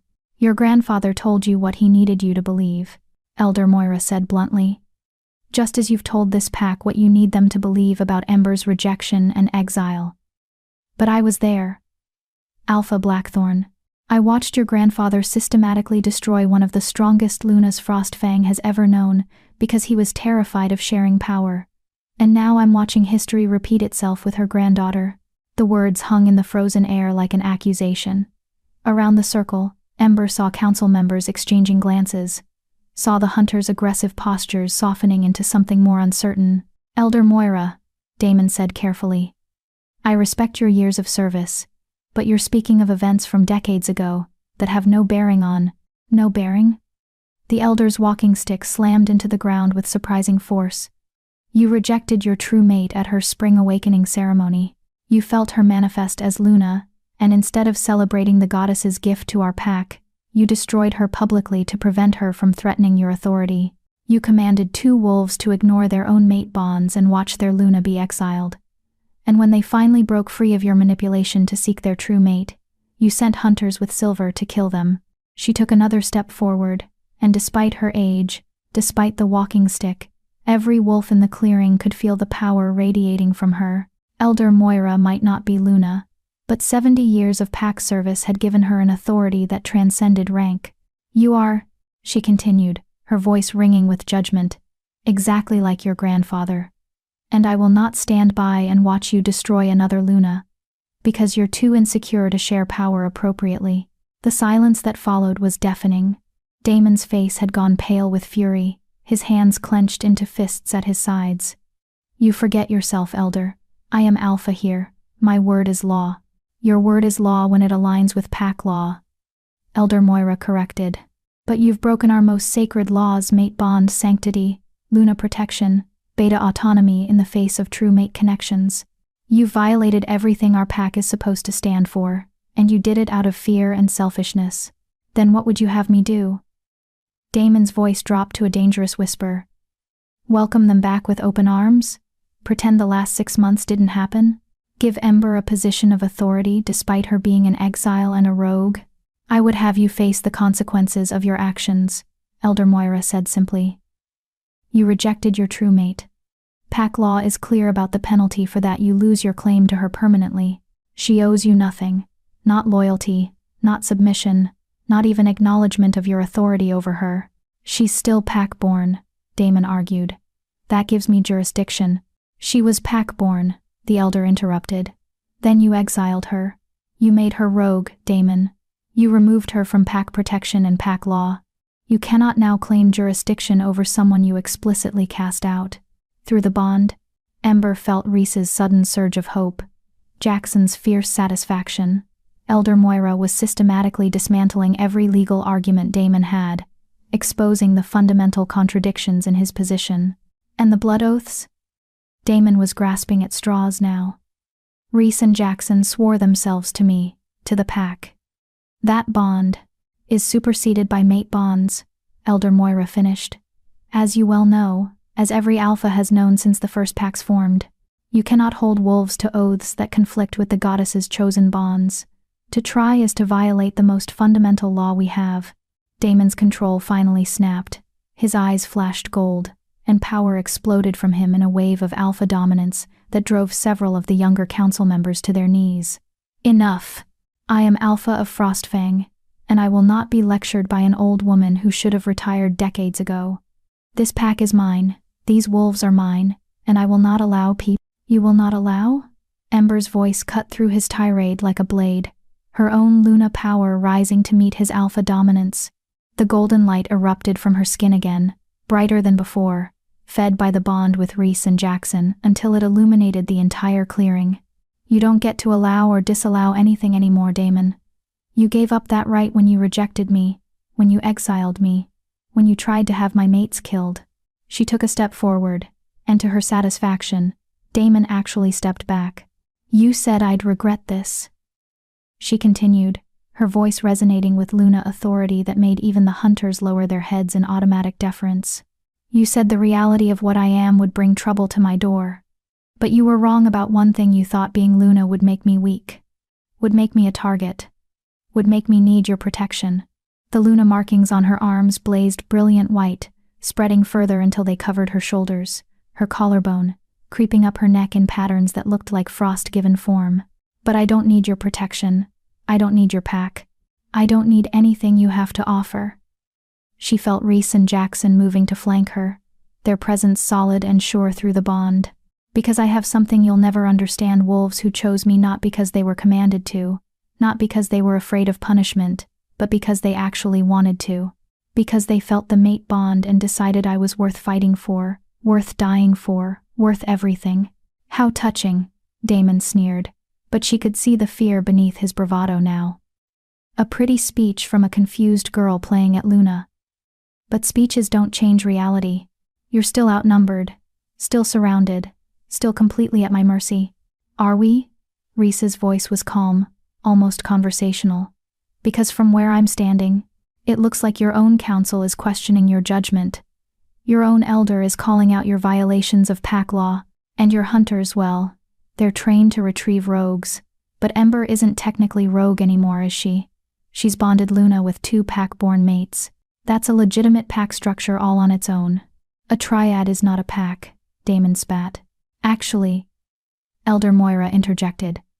"By the old laws, the ones that predate modern pack structures, a mated triad with a Luna at its center is the foundation of a pack. It's how most of our current packs started, before Alpha's consolidated power and rewrote the histories to favor their narratives." She turned to address the council members, her voice carrying clearly. "The question before us is not whether Ember has the right to leave with her mates. Pack law is clear she does. The question is whether Frostfang will acknowledge its mistakes and seek reconciliation, or whether we'll continue down the path of alpha tyranny that destroyed my generation's Luna, and is now destroying this one. Reconciliation." Damon's voice was incredulous. "With wolves who've broken every oath, defied every command, and assaulted their alpha? You're suggesting we just forgive all of that?" "I'm suggesting," Elder Moira said, her ancient eyes moving from Damon to Ember, "that we give our Luna a choice, the choice she should have been given 6 months ago." Ember's heart hammered in her chest. "What choice?" "Return to Frostfang as Luna," Elder Moira said simply. "Not as Damon's mate. That bond is severed and cannot be repaired. But as Pack Luna in your own right, bonded to Reese and Jackson, with full authority and autonomy. Work with the Alpha, yes, but not under him. Restore the balance of power that's been missing since your grandmother left." The offer hung in the air like a lifeline and a trap simultaneously. "She'd be returning to the pack that exiled her," Jackson said flatly. "To wolves who watched her be destroyed and did nothing. Why would she ever agree to that?" "Because not all of us did nothing," a voice called from the circle of council members. Ember turned to see Abel Reed step forward, the pack's head healer, a wolf who'd always been kind to her before the rejection. "Some of us argued against the exile. Some of us tried to speak up, and were silenced by Alpha Command. Some of us have been waiting 6 months for a chance to make this right. Abel," Damon warned, his voice carrying that dangerous edge again. But Abel ignored him, his attention focused on Ember. "You healed Reese and Jackson tonight. I can see it in them. They should be dead from that much silver poisoning, but they're not even limping. That's Luna power, the kind our pack desperately needs. We've had 3 deaths this winter from injuries that should have been survivable. Without a Luna to heal, without that stabilizing presence, we're becoming exactly what Damon feared, a pack ruled by violence with no counterbalance." Other voices joined in, council members stepping forward to add their perspectives. Stories of pack members who'd been hurt under Damon's leadership, of lower-ranked wolves who'd fled rather than face his judgment, of a pack structure becoming increasingly unstable without Luna balance. Through it all, Damon stood silent, his expression growing darker as he realized his own council was turning against him. "You want me to come back," Ember said slowly, testing the words. As Luna, with full authority. With full traditional Luna authority, Elder Moira confirmed, which means shared leadership with the Alpha, joint decision-making on major pack matters, the ability to overrule Alpha commands if they violate pack welfare, the authority to challenge any decision you believe is unjust. That's not how modern packs function, Damon interjected, but his voice lacked its earlier certainty. Then perhaps modern packs are functioning incorrectly, Elder Moira said bluntly. The old ways had Alphas and Lunas as equal partners, each bringing different strengths to pack leadership. Alphas provided protection and external strength. Lunas provided healing and internal stability. Together they created balanced packs that thrived for generations. She turned back to Ember. I cannot undo what was done to you 6 months ago. Cannot erase the pain of rejection or the isolation of exile. But I can offer you the chance to reclaim what should have always been yours. A place in this pack, authority to shape its future, and the power to ensure no wolf is ever treated the way you were again. It was a good offer, a generous offer, more than Ember had ever expected to receive from a pack that had cast her out. It was also completely, utterly wrong. No, she said, the word coming out clear and certain. Surprise rippled through the council. Even Elder Moira looked taken aback. No. Damon recovered first, his expression shifting from shock to vindication. You see? She refuses to serve her pack. Refuses to fulfill her Luna duties. This proves. I refuse, Ember interrupted, her Luna power flaring with her conviction, to return to a pack that had to be forced into wanting me back. I refuse to work beside an Alpha who tried to have my mates killed. I refuse to heal wolves who watched me be exiled and said nothing. And I refuse to pretend that offering me authority now erases 6 months of abandonment. She looked around the circle, meeting the eyes of council members who'd known her since birth, hunters who'd trained alongside her, wolves who'd once called her packmate and friend. You want a Luna? Then you should have fought for the one you had. You should have challenged Damon's rejection. Should have questioned the exile. Should have done anything besides standing by and watching it happen. We tried, Abel said desperately. Alpha command. Isn't an excuse? Ember finished. Elder Moira just spent 10 minutes explaining how Alpha authority has limits, how some laws supersede others, how pack welfare should come before individual Alpha pride. You all knew that. You just chose not to act on it because it was easier to let me be destroyed than to stand up to him. The truth of her words settled over the clearing like a blanket of shame. She saw wolves lower their eyes, saw shoulders slump, saw the weight of collective failure in every face. So no, she continued, her voice gentler now but no less firm. I won't return to Frostfang. I won't be your Luna. I won't fix a pack that's fundamentally broken at its core. Then what will you do? Elder Moira asked, genuine curiosity in her ancient voice. 3 wolves alone cannot survive long-term. You need pack, need territory, need the support structure that pack provides. Ember felt Reese and Jackson's presence through the bond, felt their absolute faith in whatever she decided, felt the strength of the triad connection that had saved them all tonight. Then we'll build our own pack, she said, the idea crystallizing as she spoke. The 3 of us, and anyone else who wants to join us.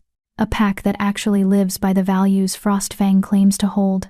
A pack where Luna and Alpha authority are balanced. Where lower-ranked wolves aren't disposable. Where mate bonds are sacred and protected, always. She met Damon's furious gaze without flinching. You were afraid the triad would threaten your power. You were right to be afraid.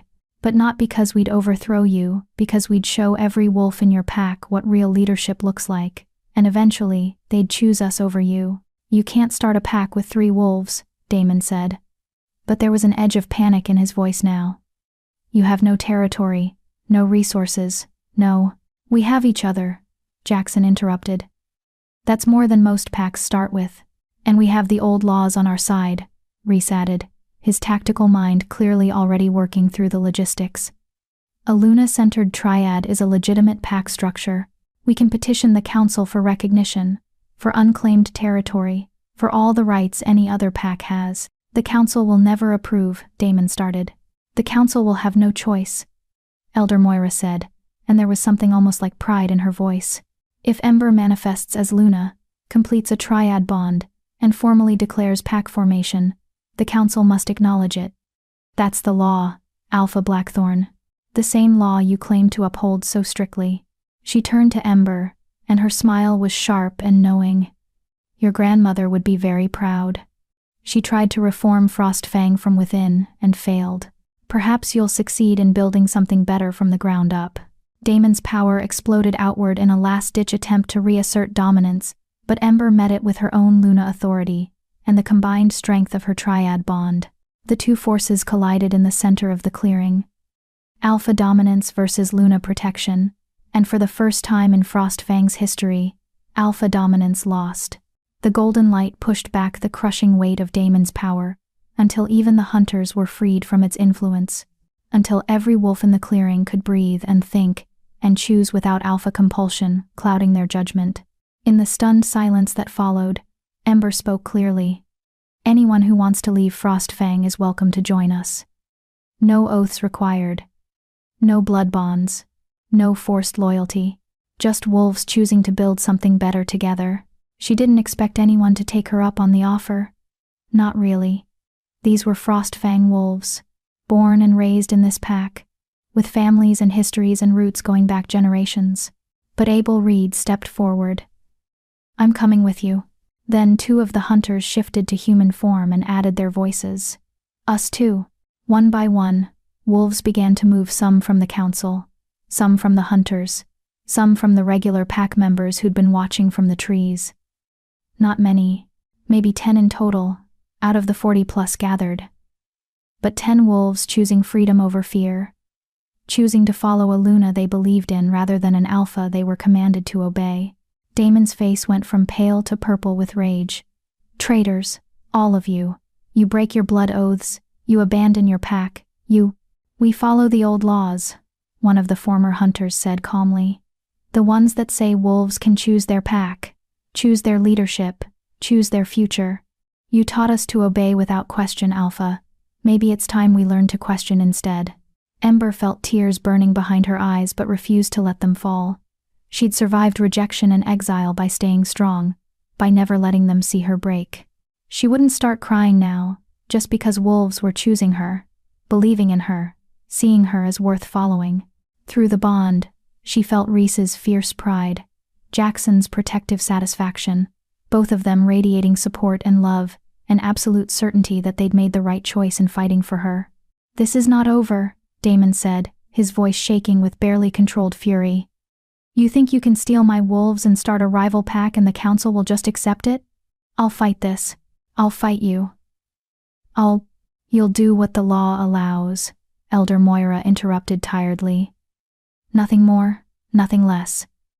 And if you're wise, Alpha Blackthorn, you'll take this as an opportunity to examine how you've been leading and make changes before more wolves choose to leave. She turned her back on him, a deliberate insult that made several council members gasp, and addressed Ember directly. I'm too old to join a new pack, child. But I remember your grandmother, and I see her strength in you. Build something worthy of her memory. Show these young wolves what real pack can be. Then she walked away, her walking stick tapping against frozen ground, leaving Damon standing alone in a clearing that had been his domain minutes before. The remaining Frostfang wolves melted back into the trees, following their Alpha in sullen silence. The hunters who'd stayed with Damon cast regretful looks back but ultimately followed orders, disappearing into darkness. And Ember stood with her mates and 10 wolves who'd chosen to follow her, surrounded by blood moon light and possibility and the terrifying freedom of having finally, completely, irrevocably broken free. So, Jackson said, his arm wrapping around her waist, we're starting a pack. Apparently. Ember agreed, leaning into his warmth. We'll need territory, Reese added practically, taking her other hand. Resources, a formal petition to the council, defensive strategies in case Damon decides to. Tomorrow, Ember interrupted, suddenly exhausted beyond measure. We'll figure all of that out tomorrow. Tonight, we just survived. That's enough. Through the bond she felt their agreement, felt the weariness in all three of them mixing with triumph and relief and lingering adrenaline. She'd faced her Alpha, rejected his authority, claimed her power, and somehow, impossibly, she'd won. The question was whether that victory would last, or whether it was just the calm before a much larger storm. Subscribe if you're tired of seeing strong females torn down by insecure alphas. Ember built herself back from nothing. While you watch, the least you can do is click that button so her story reaches others who need it. Comment below if you've ever felt discarded like Ember because your voice matters as much as hers does. They found temporary sanctuary in an abandoned ski lodge 15 miles north of Ember's cabin, far enough from Frostfang territory to feel marginally safe, but close enough to familiar terrain that her mates could navigate without difficulty. The building was falling apart, roof half collapsed, windows broken, the smell of mold and decay thick in the air, but it had walls and defensible positions, and enough space for 13 wolves to crowd together while they figured out their next move. Ember should have felt triumphant. She'd stood up to Damon, claimed her power, convinced 10 wolves to follow her into the unknown. She'd won. So why did victory taste like ash in her mouth? We need to set up patrol rotations, Jackson was saying, his tactical mind already working through logistics. He'd found a somewhat intact section of the lodge's main room and was sketching defensive positions in the dust on the floor. 4-hour shifts, 2 wolves per rotation, overlapping coverage zones. We need food first, Abel interrupted gently. The healer looked exhausted, his normally neat appearance disheveled after hours of running through frozen forest. None of us have eaten since yesterday. We can't defend anything if we collapse from hunger. I can hunt, one of the former hunters offered. Her name was Sarah. Ember remembered a quiet woman in her 30s, who'd always been kind to Omega wolves despite her elite status. Take a few wolves. Bring back whatever we can find. Do it, Ember said, trying to project confidence she didn't feel. But stay in pairs, stay alert. And if you sense any Frostfang wolves nearby, retreat immediately. We're not ready for a confrontation. Sarah nodded and left with 3 others, shifting to wolf form as they disappeared into the pre-dawn darkness. That left 9 wolves in the lodge, all looking to Ember like she had answers to questions they hadn't even asked yet. She didn't have answers. She barely had a plan beyond survive the night. Through the bond she felt Reese's concern, Jackson's protective instinct to shield her from this pressure. But she couldn't afford to show weakness now. These wolves had given up everything to follow her family's security, the only pack they'd ever known. She owed them strength, leadership, certainty, even if she felt none of those things. Get some rest, she told the remaining wolves. We'll figure out long-term plans once everyone's fed and has slept. For now, we're safe enough here. They dispersed to various corners of the lodge, most too exhausted to do more than collapse where they stood. Within minutes, soft snores filled the space wolves who'd been running on adrenaline finally crashing now that immediate danger had passed. Ember waited until they were all asleep before she let herself sag against the wall, the weight of leadership crushing down on her like a physical thing. Hey, Reese said softly, appearing at her side with that uncanny ability he had to sense when she was spiraling. Talk to me. I don't know what I'm doing, she admitted, the confession coming easier in the darkness. I stood there and made grand speeches about building a better pack, and these wolves believed me. But Reese, I don't know how to be Luna. I don't know how to lead. I barely survived 6 months alone. How am I supposed to take care of 13 wolves? 12, Jackson corrected, joining them with 3 somewhat intact blankets he'd scavenged from upstairs. You're not taking care of us, we're taking care of each other. That's what pack means. Is it? She accepted a blanket gratefully, wrapping it around her shoulders. Because from where I'm standing, it looks like I just convinced 10 wolves to commit pack suicide by following a Luna who has no territory, no resources, and no idea what she's doing. You have us, Reese said firmly. And you have power. Real power, Ember. I've studied Luna manifestations for years. What you did tonight. Pushing back Damon's alpha dominance.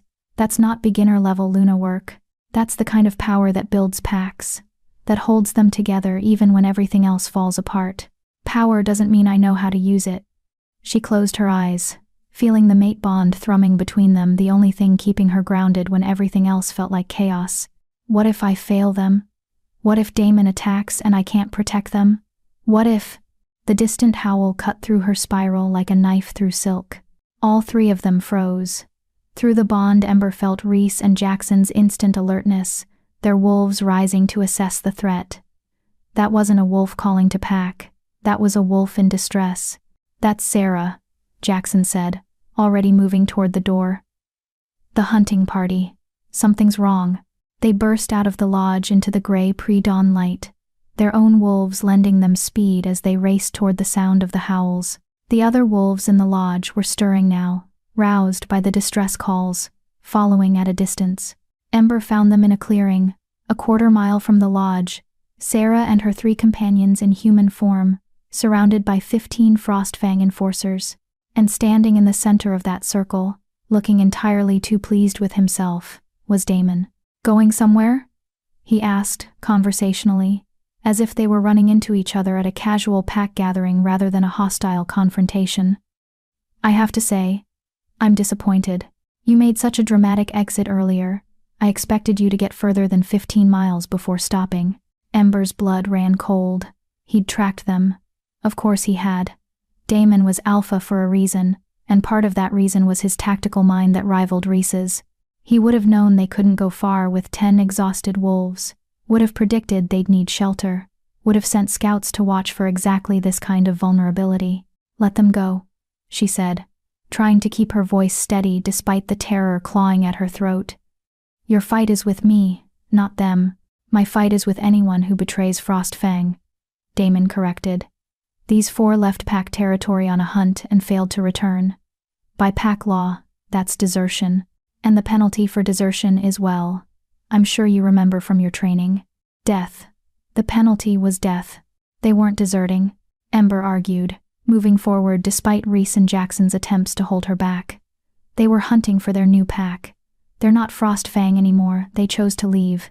And pack law says wolves can choose their allegiance. Pack law says wolves can choose their allegiance after proper protocols are followed, Damon said with exaggerated patience. Formal declarations, council approval, waiting periods. These 4 didn't follow protocol. They just ran off into the night following a rogue Luna and 2 oathbreakers. That's not choosing allegiance. That's desertion. Through the bond, Ember felt Reese's mind racing, searching for legal loopholes, technicalities they could exploit. But she could also feel his growing desperation. Damon was right. The old laws had processes, procedures meant to prevent exactly this kind of impulsive pack switching. They hadn't followed any of them. So here's what's going to happen, Damon continued, his voice dropping to that dangerous whisper that preceded violence. These 4 are coming back to Frostfang to face pack justice. The rest of you are welcome to join them, accept your punishment, and return to the pack you never should have left. Or, his smile widened, showing too many teeth. You can watch them die and live with the knowledge that you caused it. No. The word burst out of Ember before she could think it through. No, you can't. There has to be another way. There is, Damon said. Challenge me for alpha. Right here, right now. If you win, I'll let them all go free. If you lose, he shrugged, well, losing an alpha challenge typically means death, so the punishment will be the same either way. It was a trap. An obvious, blatant trap that she'd be insane to walk into. Alpha challenges were to the death. They were designed for wolves who'd spent years training in combat, who understood fighting, strategy, and pack dynamics, and how to leverage dominance in physical confrontation. Ember had 6 months of solitary survival and 1 night of Luna manifestation. Damon had been alpha for 5 years, had trained his entire life for leadership, had the kind of combat experience that came from defending territory against rival packs and putting down internal challenges. She would lose. And losing meant dying. Don't do it, Jackson said urgently through their bond, his mental voice sharp with fear. Ember, this is suicide. We'll find another way. What other way? She transmitted back. He has 4 of our wolves.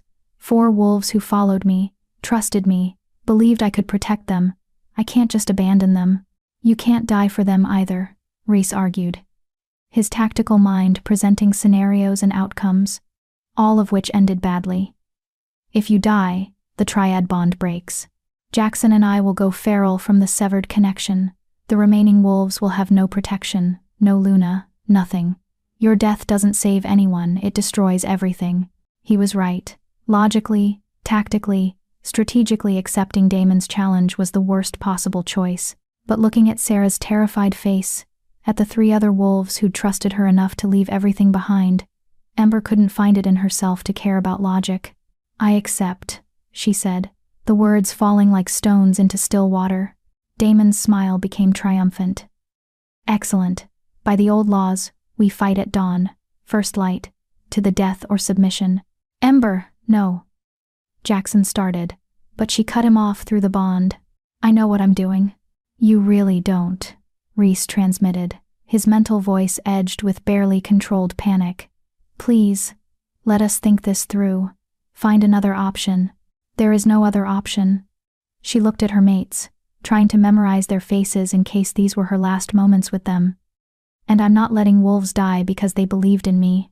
The sun was just starting to lighten the eastern horizon, maybe 15 minutes until first light.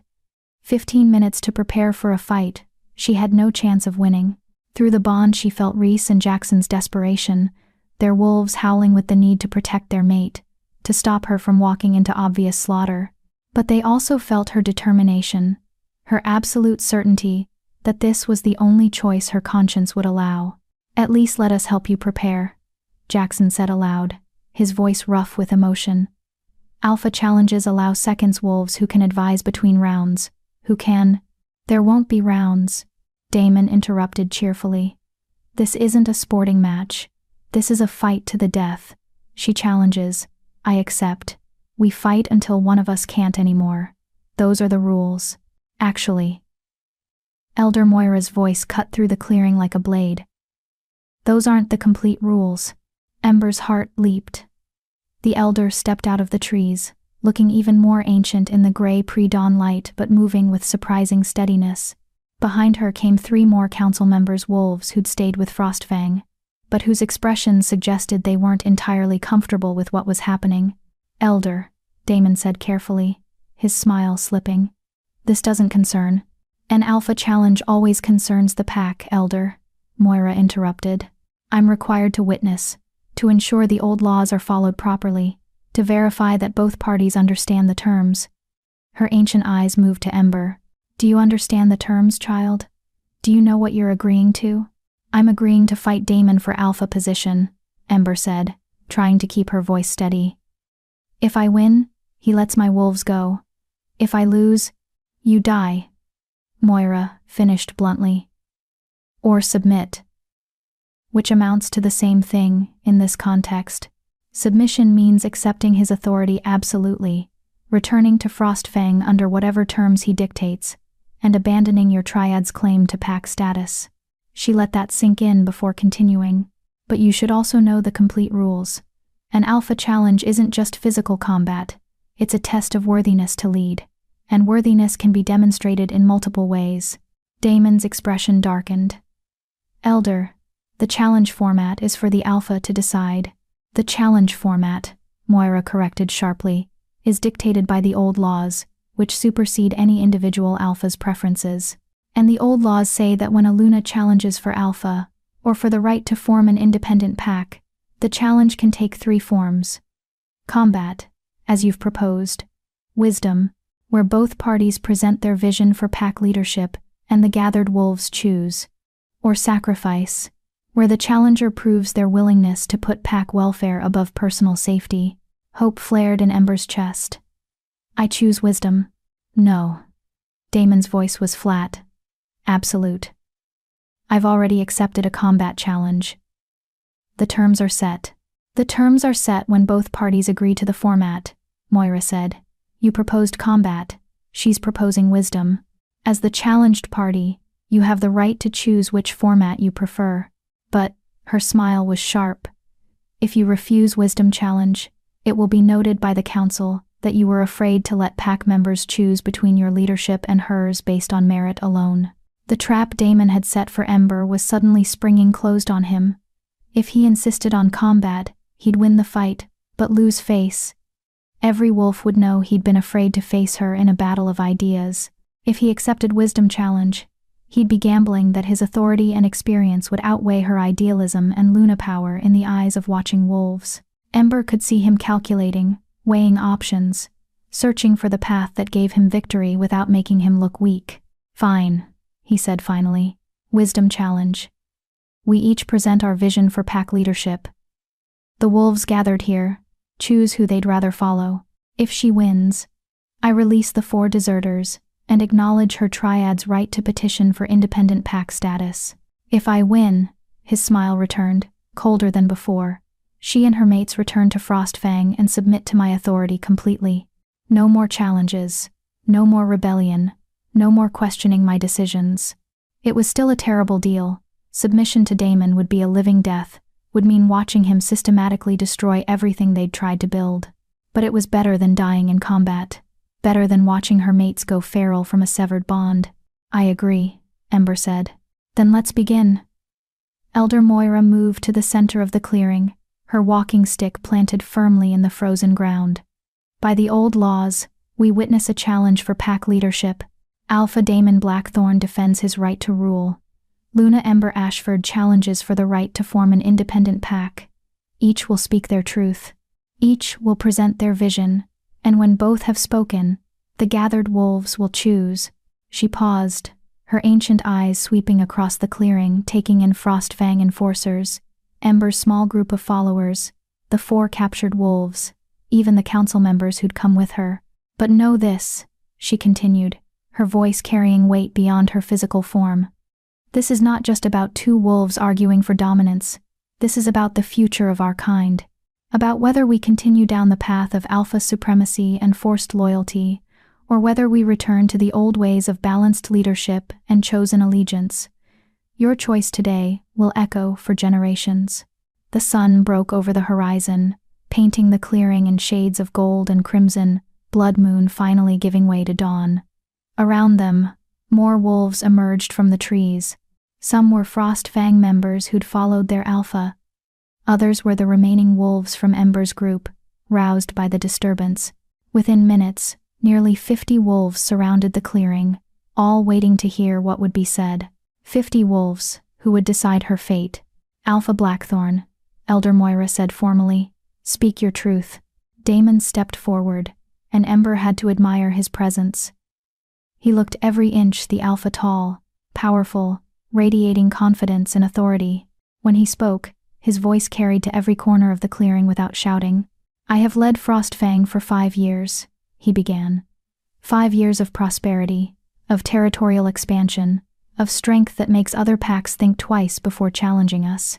Under my leadership, we've become the most powerful pack in this region. We're respected, we're feared, we're safe." He paused, letting that sink in. "And we achieved all of that through unity. Through wolves knowing their place, following orders, trusting their alpha to make the hard decisions. That's what pack is, a hierarchy that functions because every wolf accepts their role."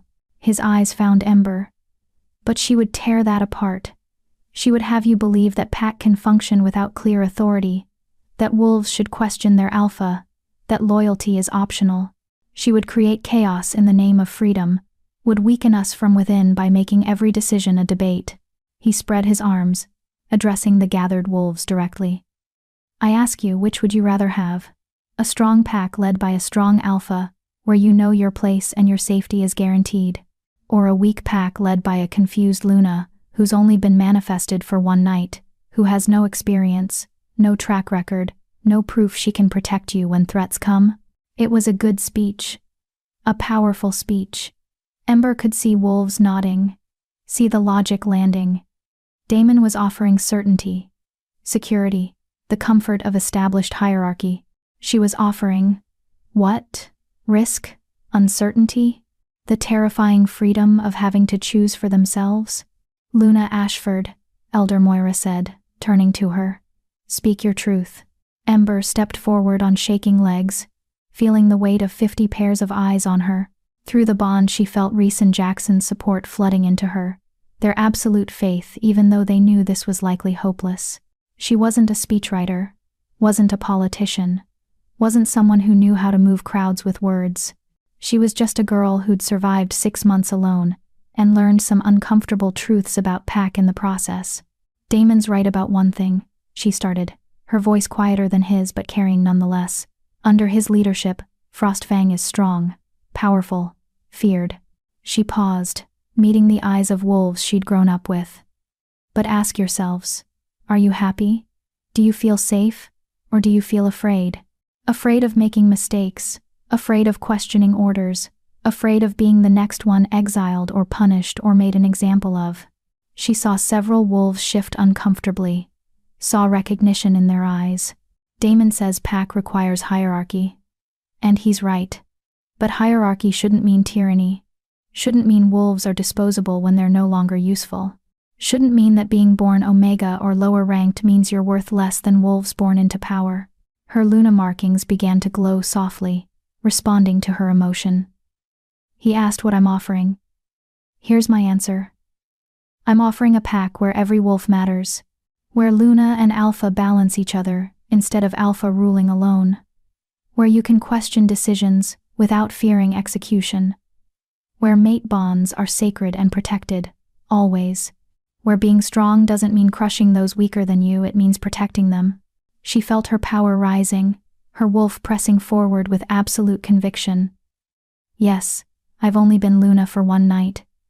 Yes, I have no track record, but I've also lived as the lowest ranked wolf in this pack. I know what it's like to be invisible, disposable, forgotten, and I swear to you, her voice strengthened, that no wolf in my pack will ever feel that way again. The clearing had gone completely silent. Damon offers you strength through fear, she continued. I'm offering you strength through choice. The choice to stay or go. The choice to speak up or stay silent. The choice to follow leadership you believe in, rather than leadership you're forced to accept.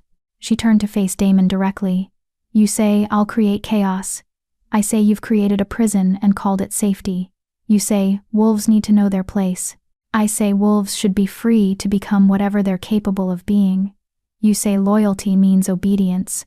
I say loyalty that's commanded isn't loyalty at all, it's slavery.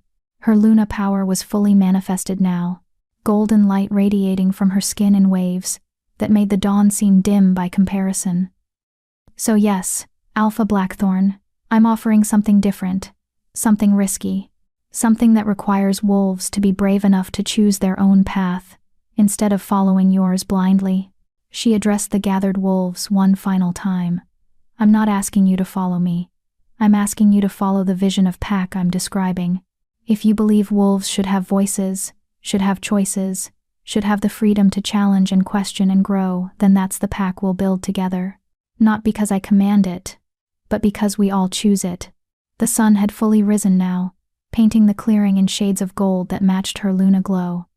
Around her, wolves were murmuring, whispering, exchanging glances. Elder Moira stepped forward. You have heard both visions. Now choose. Those who would follow Alpha Blackthorn's leadership, move to his side. Those who would follow Luna Ashford's vision, move to hers. For a long moment, nothing happened. Wolves stood frozen, caught between the familiar and the unknown. Between safety and freedom. Between the Alpha they knew, and the Luna who'd only just appeared. Then Sarah moved.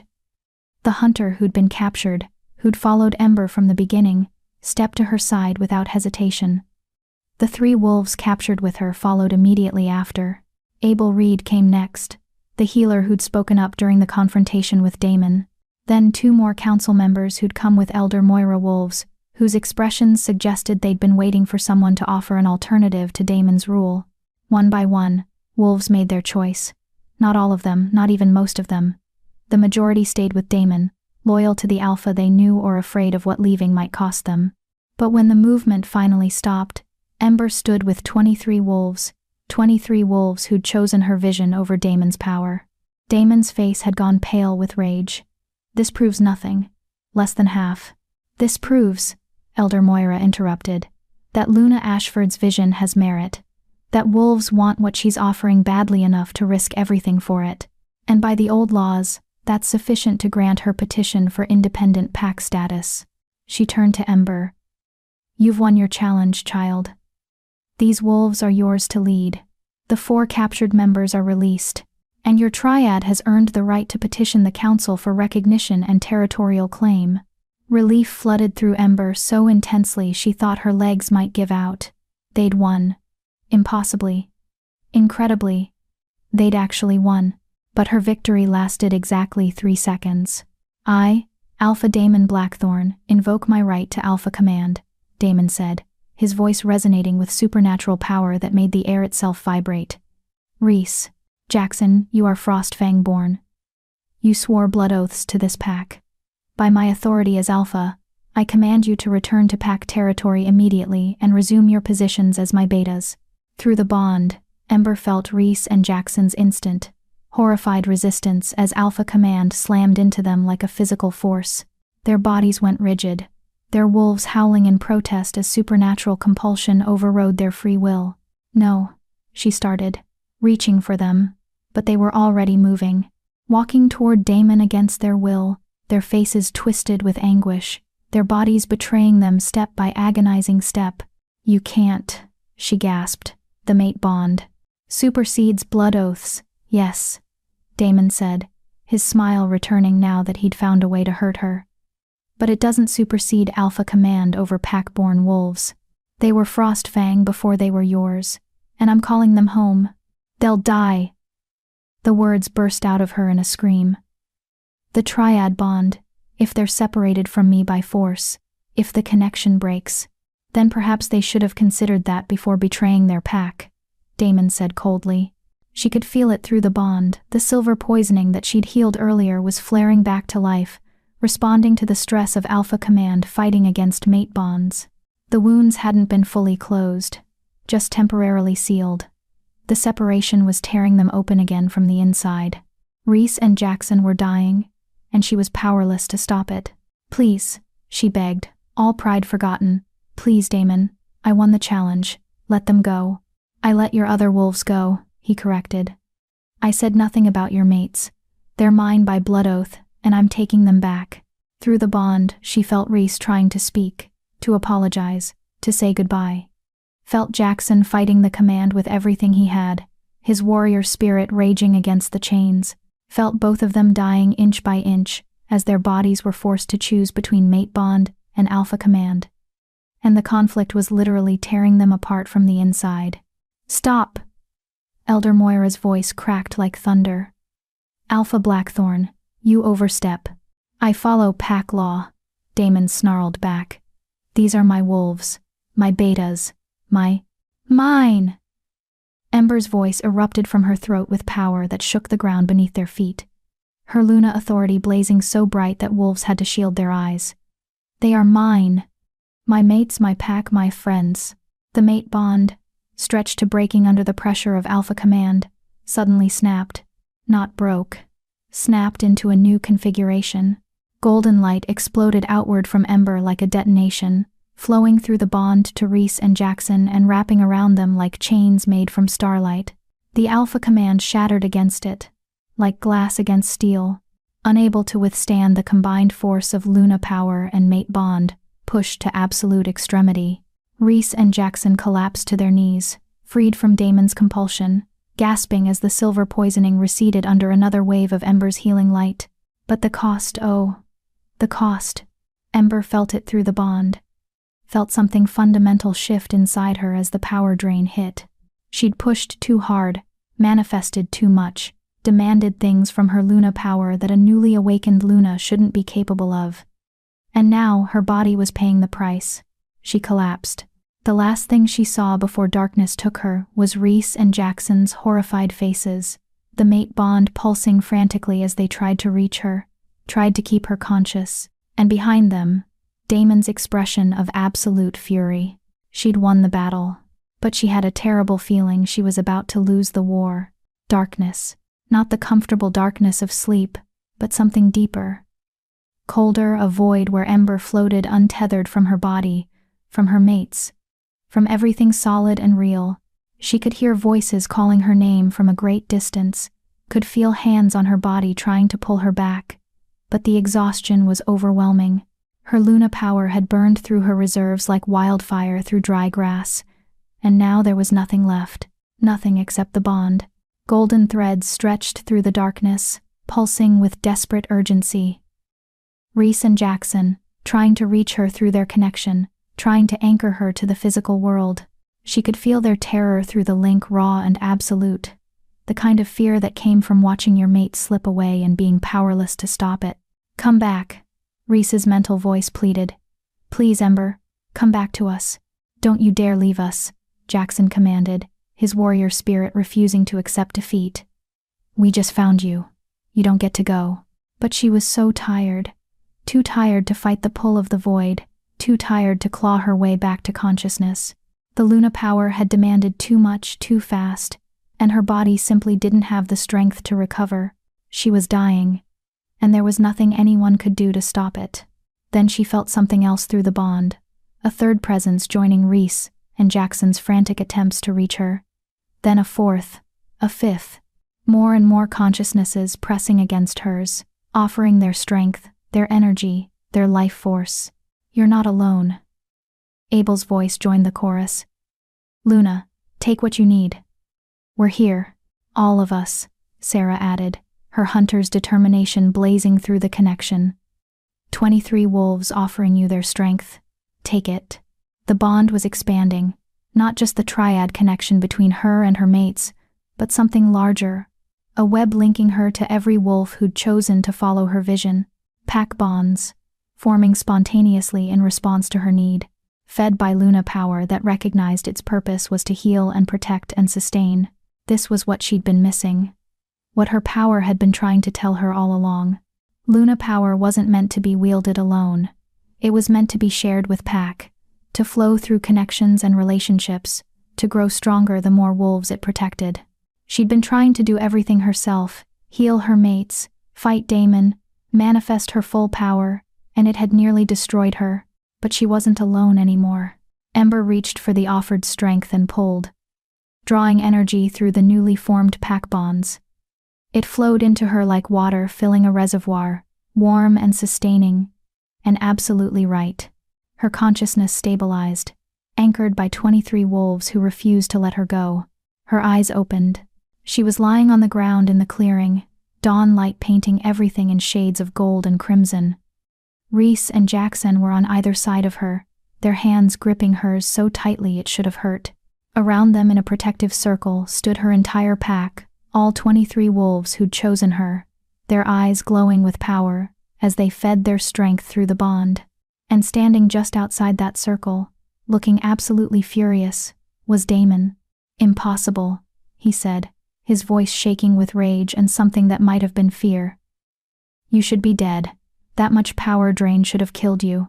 "Pack bonds," Elder Moira said, from somewhere behind him, her voice carrying satisfaction. "True pack bonds formed through choice rather than compulsion. They're sharing their strength with her, sustaining her through the crisis. That's how Luna power is supposed to work. Alpha Blackthorn, not alone, but in concert with wolves who choose to support her." Ember pushed herself to sitting, feeling her mate's steadying hands on her back, feeling the pack bonds humming with vitality. She wasn't just recovered, she was stronger than before. The temporary collapse had forced her power to find a new configuration, a sustainable way to channel Luna energy that didn't burn her out. "How long was I unconscious?" she asked Reese quietly. 3 minutes, he answered, his voice rough with emotion. 3 minutes of watching you die and not being able to. His voice cracked, and he couldn't finish. "But you did," she said, squeezing his hand. "All of you, you pulled me back." Through the bond she felt their relief flooding back at her, felt the pack bond solidifying into something permanent. These weren't temporary connections formed in crisis. These were real pack bonds.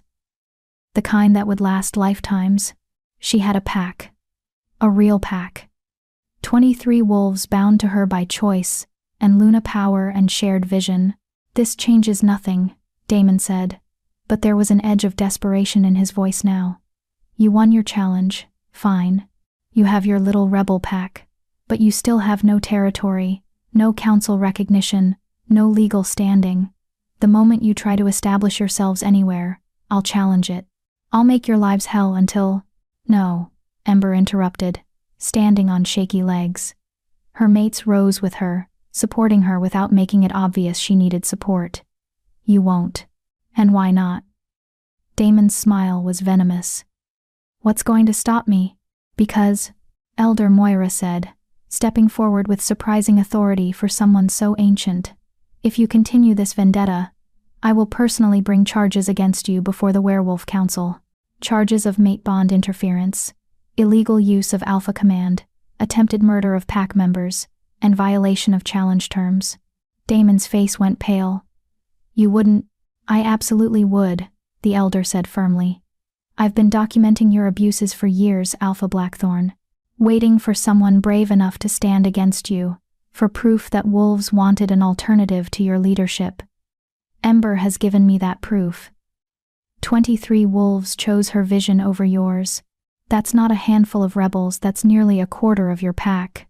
She moved closer to him, and despite her age and his youth, despite his alpha dominance and her lack of rank, Damon actually stepped back. The council takes pack stability seriously, she continued. They're going to ask why so many wolves left under your leadership.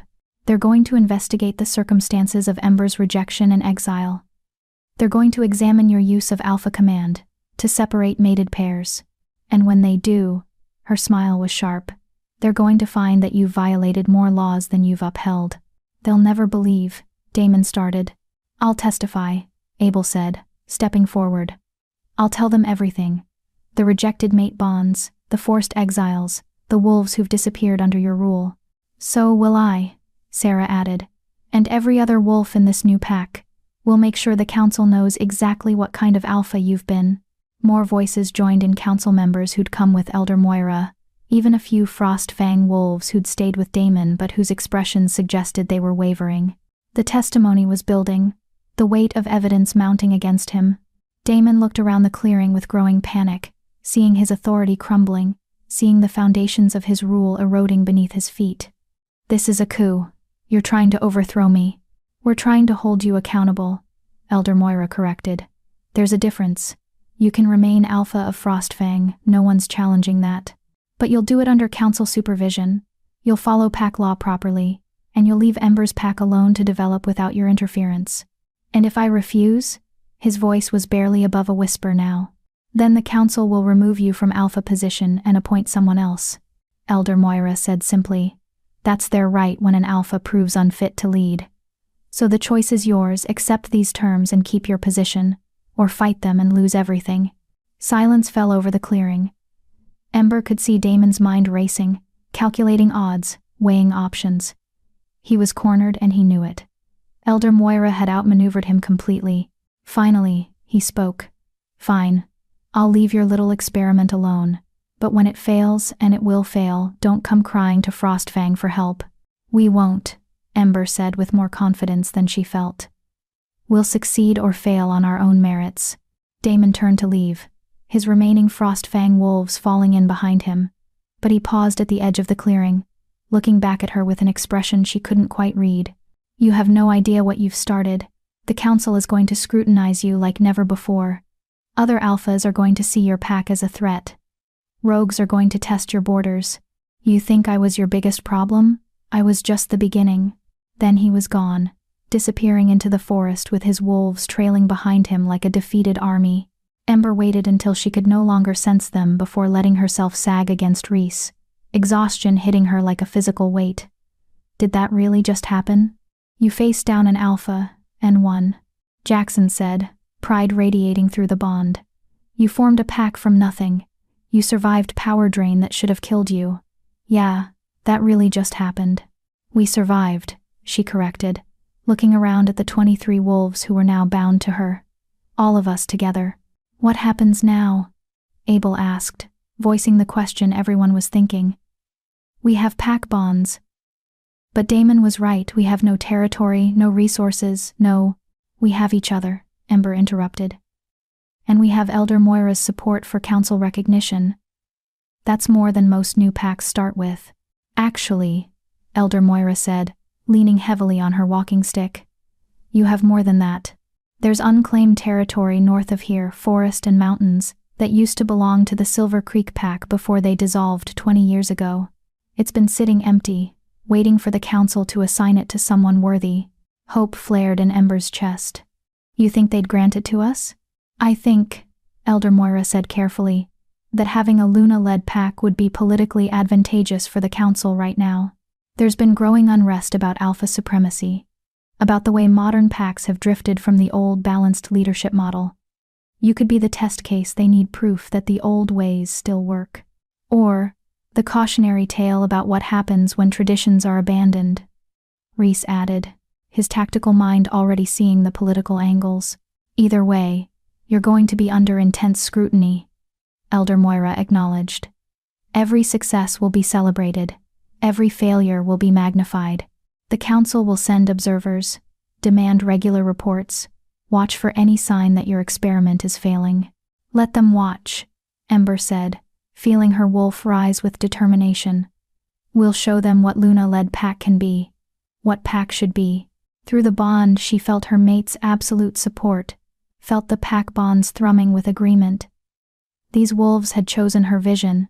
Now she had to prove that vision was worth the risk they'd taken. There's something else you should know, Elder Moira said, her expression becoming serious. Your grandmother didn't just leave Frostfang. She tried to start her own pack, much like you're doing now. She found territory, gathered followers, petitioned the council. Ember's heart stuttered. What happened? She succeeded, Elder Moira said simply. For 15 years she led one of the most prosperous packs in the region. Balanced leadership, Luna and Alpha sharing authority. Wolves choosing to join rather than being born into obligation. It was everything pack should be. Then why did it end? Ember asked, though she wasn't sure she wanted to know the answer. Your grandfather died, Elder Moira said gently. He was Alpha of her pack, her mate, the balance to her Luna power. When he passed, she couldn't sustain the pack alone. She was old, tired, and without an Alpha partner to share the burden, the pack dissolved. The wolves scattered to other territories. The words settled over Ember like a blanket of both hope and warning. Her grandmother had done this, had succeeded at building exactly what Ember was attempting, but she'd also lost it all when her mate died. The difference, Elder Moira continued, is that you have two mates, a triad bond. If one of you falls, the other two can sustain the pack. You have redundancy your grandmother didn't have. Stability that comes from 3 wolves sharing leadership instead of 2. Ember looked at Reese and Jackson, seeing the same realization dawning in their eyes. The triad wasn't just about love or mate bonds.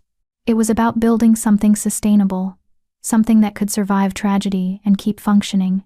We're not just mates, Reese said slowly, his tactical mind clearly working through implications. We're a leadership triad. Luna, strategist, warrior. 3 different skill sets, 3 different perspectives, all balancing each other. That's why triads are so rare and so powerful, Elder Moira confirmed. They create a stable foundation that's nearly impossible to topple. As long as you 3 stay united, as long as you trust each other and share authority equally, your pack will thrive. And if we don't? Jackson asked. Then you'll fail.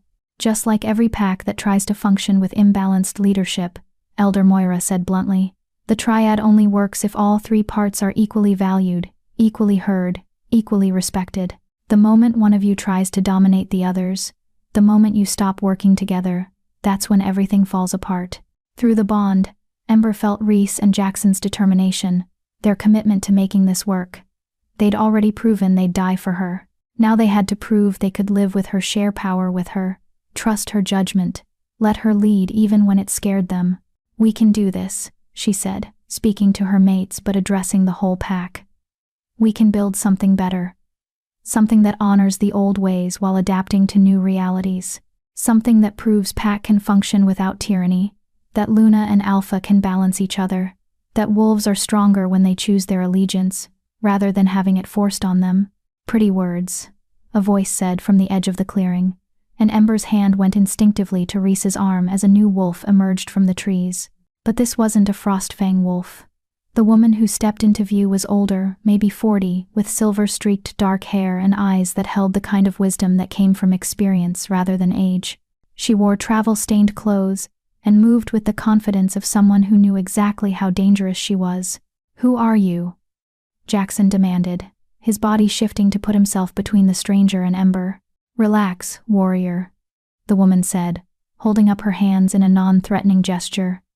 "I'm not here to fight. I'm here because I heard there's a new Luna-led pack forming, and I wanted to see if the rumors were true." "And?" Ember asked warily. "And you're even younger than I expected," the woman said frankly. "But I felt your power from 5 miles away when you broke that alpha command. That's not beginner-level Luna work. That's the kind of power that builds packs or destroys them, depending on who's wielding it." She took a few steps closer, and Ember felt her mates tense, ready to defend her if necessary. But there was no hostility in the woman's stance, just curiosity, and something that looked almost like hope. "My name is Thea Riversong," she continued. "I was Luna of the Pacific Coast Pack until 3 years ago, when my alpha mate died and I couldn't hold it together alone. I've been wandering since then, looking for, well, I didn't know what I was looking for until I felt your power this morning." She looked directly at Ember. "You're going to need help. Training in Luna powers, guidance on pack management, someone who understands what it's like to carry that kind of responsibility. Your elder friend is right about the old ways. But book knowledge only gets you so far. You need practical experience. And you're offering to provide that?" Reese asked skeptically. "I'm offering to join your pack," Thea corrected. "As advisor, trainer, whatever role you need. I can't be Luna anymore, that power died with my mate bond, but I can teach you how to use yours effectively. How to balance healing with leadership. How to protect your wolves without burning yourself out." Through the bond, Ember felt Reese analyzing the offer, looking for traps or hidden agendas. Felt Jackson's warrior instinct assessing threat level. But she also felt something else, the pack bonds recognizing Thea as potential member, as someone who could strengthen rather than weaken their foundation. "Why would you join us?" Ember asked. "You could join any established pack, have stability and safety. Why risk everything with a group that might not survive its first month?" Thea's smile was sad and knowing. "Because established packs are why I'm alone right now. When my mate died, the council tried to force me to bond with a new alpha of their choosing, said a Luna, without alpha was too valuable to waste on grief. When I refused, they revoked my Luna status and scattered my pack to the winds." Her expression hardened. "The system is broken, Luna Ember. Has been for generations. Alphas have too much power, Lunas have too little, and wolves suffer for it. When I heard about a new Luna building a pack based on balance and choice, I knew I had to find you. Because if you succeed, if you can prove the old ways still work, it could change everything for our kind." Ember looked at Reese and Jackson, having a 3-way conversation through the bond in seconds. "She's experienced, could be invaluable," Reese's analytical mind assessed. "Or she could be a council plant sent to monitor us," Jackson countered. "Or she could be exactly what she claims, a wolf who wants what we want," Ember added. "We said we'd build a pack for wolves who need second chances. She needs one." Through the bond she felt their agreement, their trust in her judgment even when they weren't entirely certain. "You can join us," Ember said aloud. "On one condition, no secrets. If the council sent you to spy, if you're here for any reason other than what you've told us, you tell us now, because we're building this pack on truth and trust. And we can't afford deception from within." Thea met her eyes steadily. "No secrets. I'm here because I believe in what you're trying to do, and because I'm tired of being alone. That's the truth." The pack bonds flickered, and then solidified, accepting Thea into their web of connections.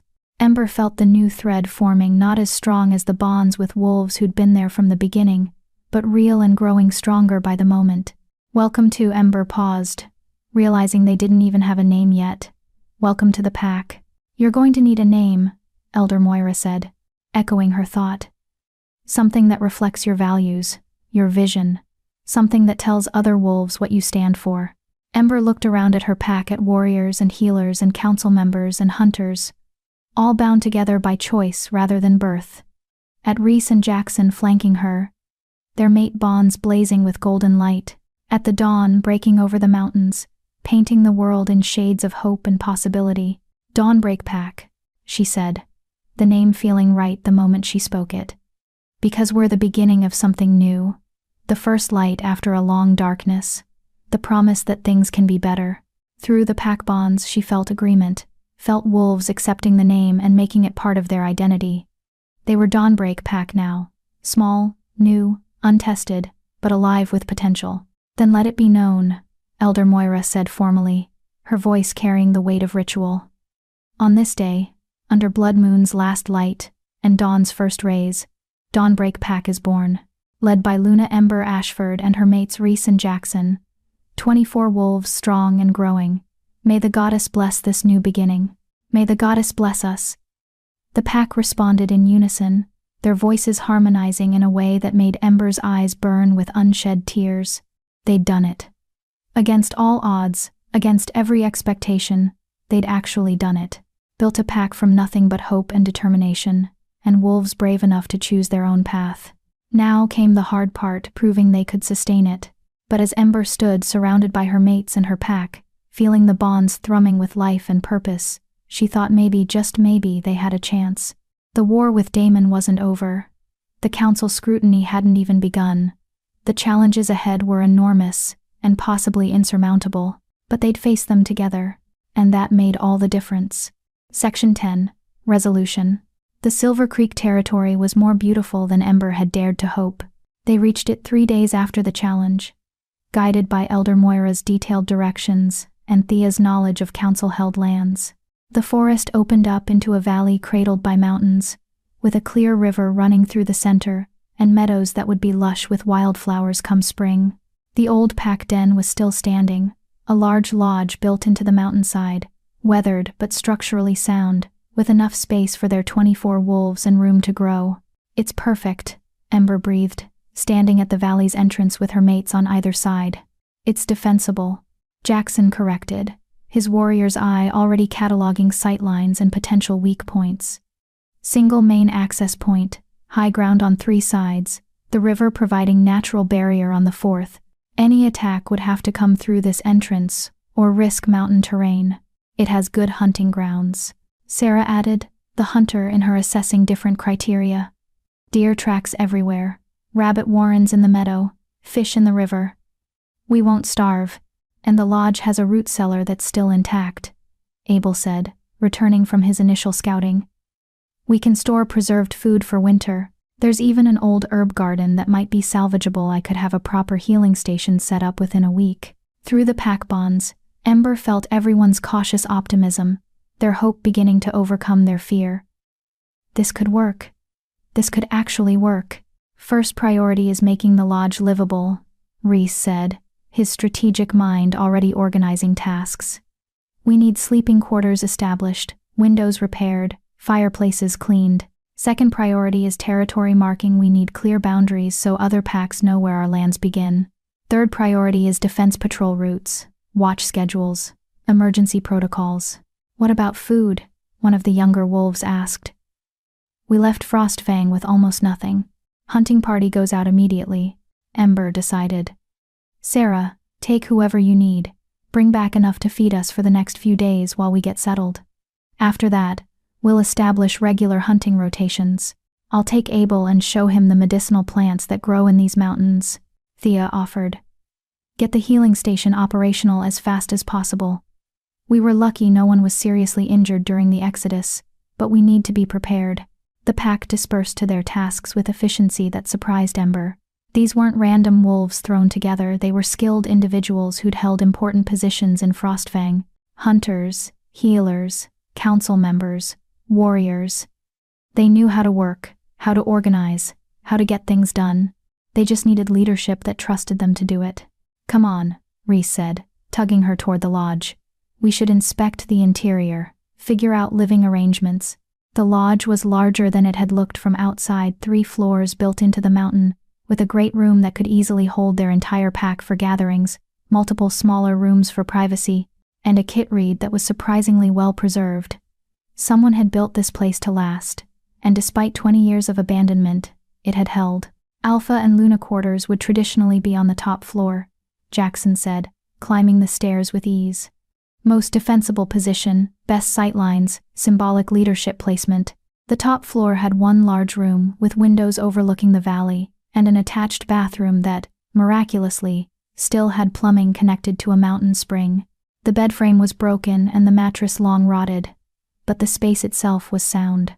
"We'll need to bring up furniture," Ember said, already mentally cataloging what they'd need to make this livable.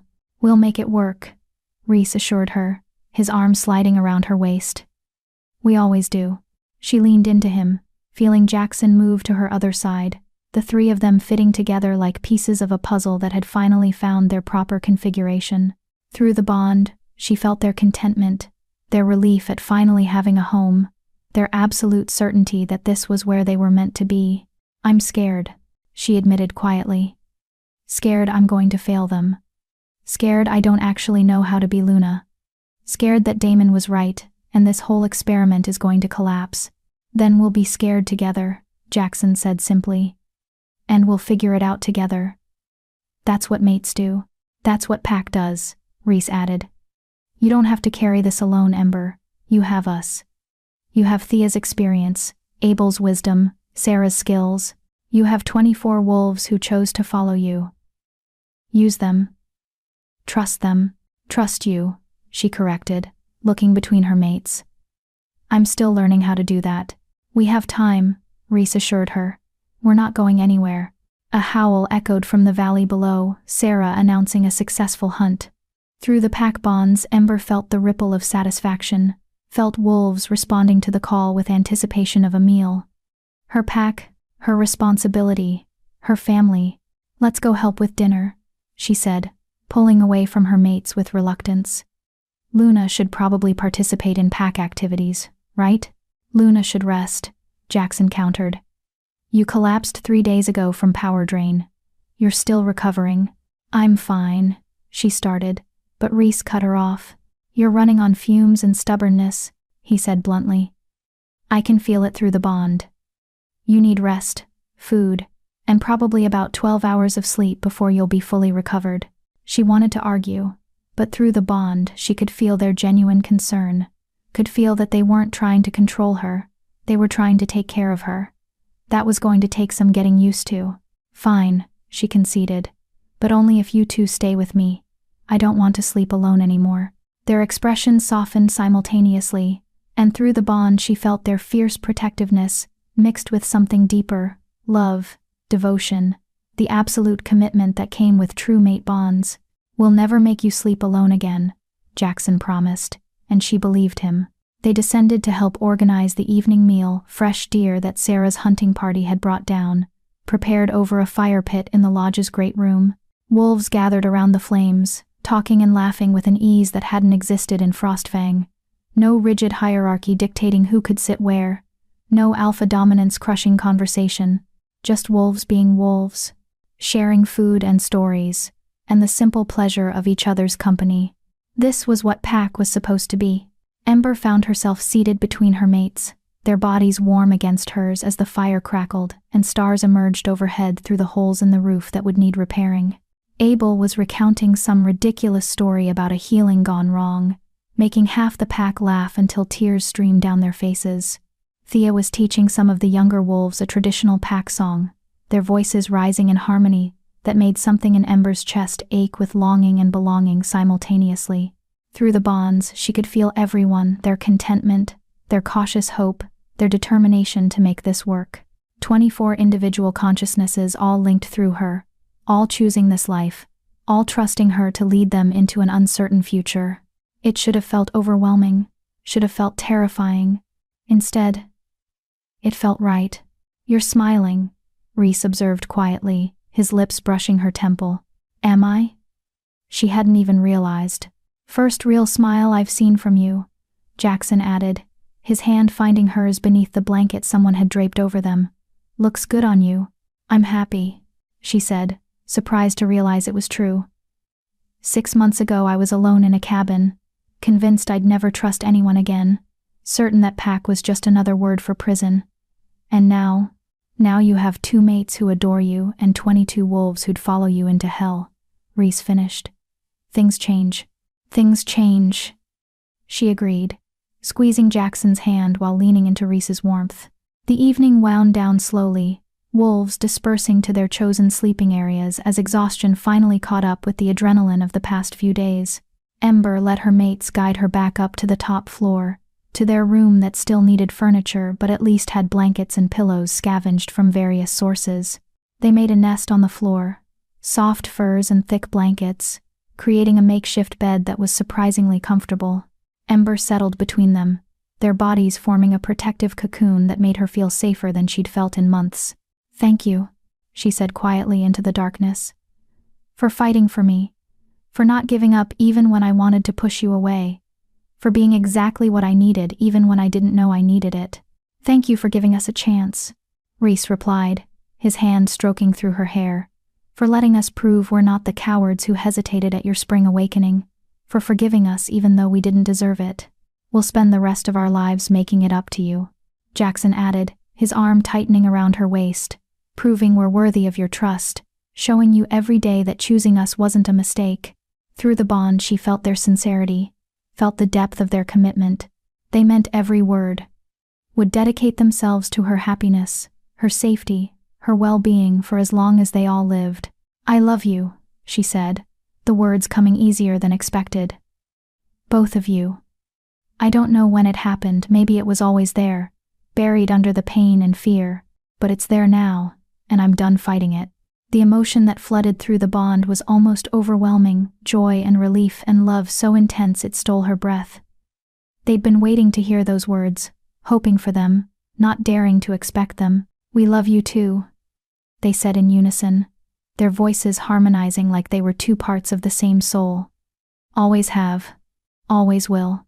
Reese kissed her, then slow and deep and thorough, tasting like forever and promise and home. When he finally pulled back, Jackson took his place, his kiss different but equally devastating, carrying the fierce protectiveness of a warrior claiming his mate.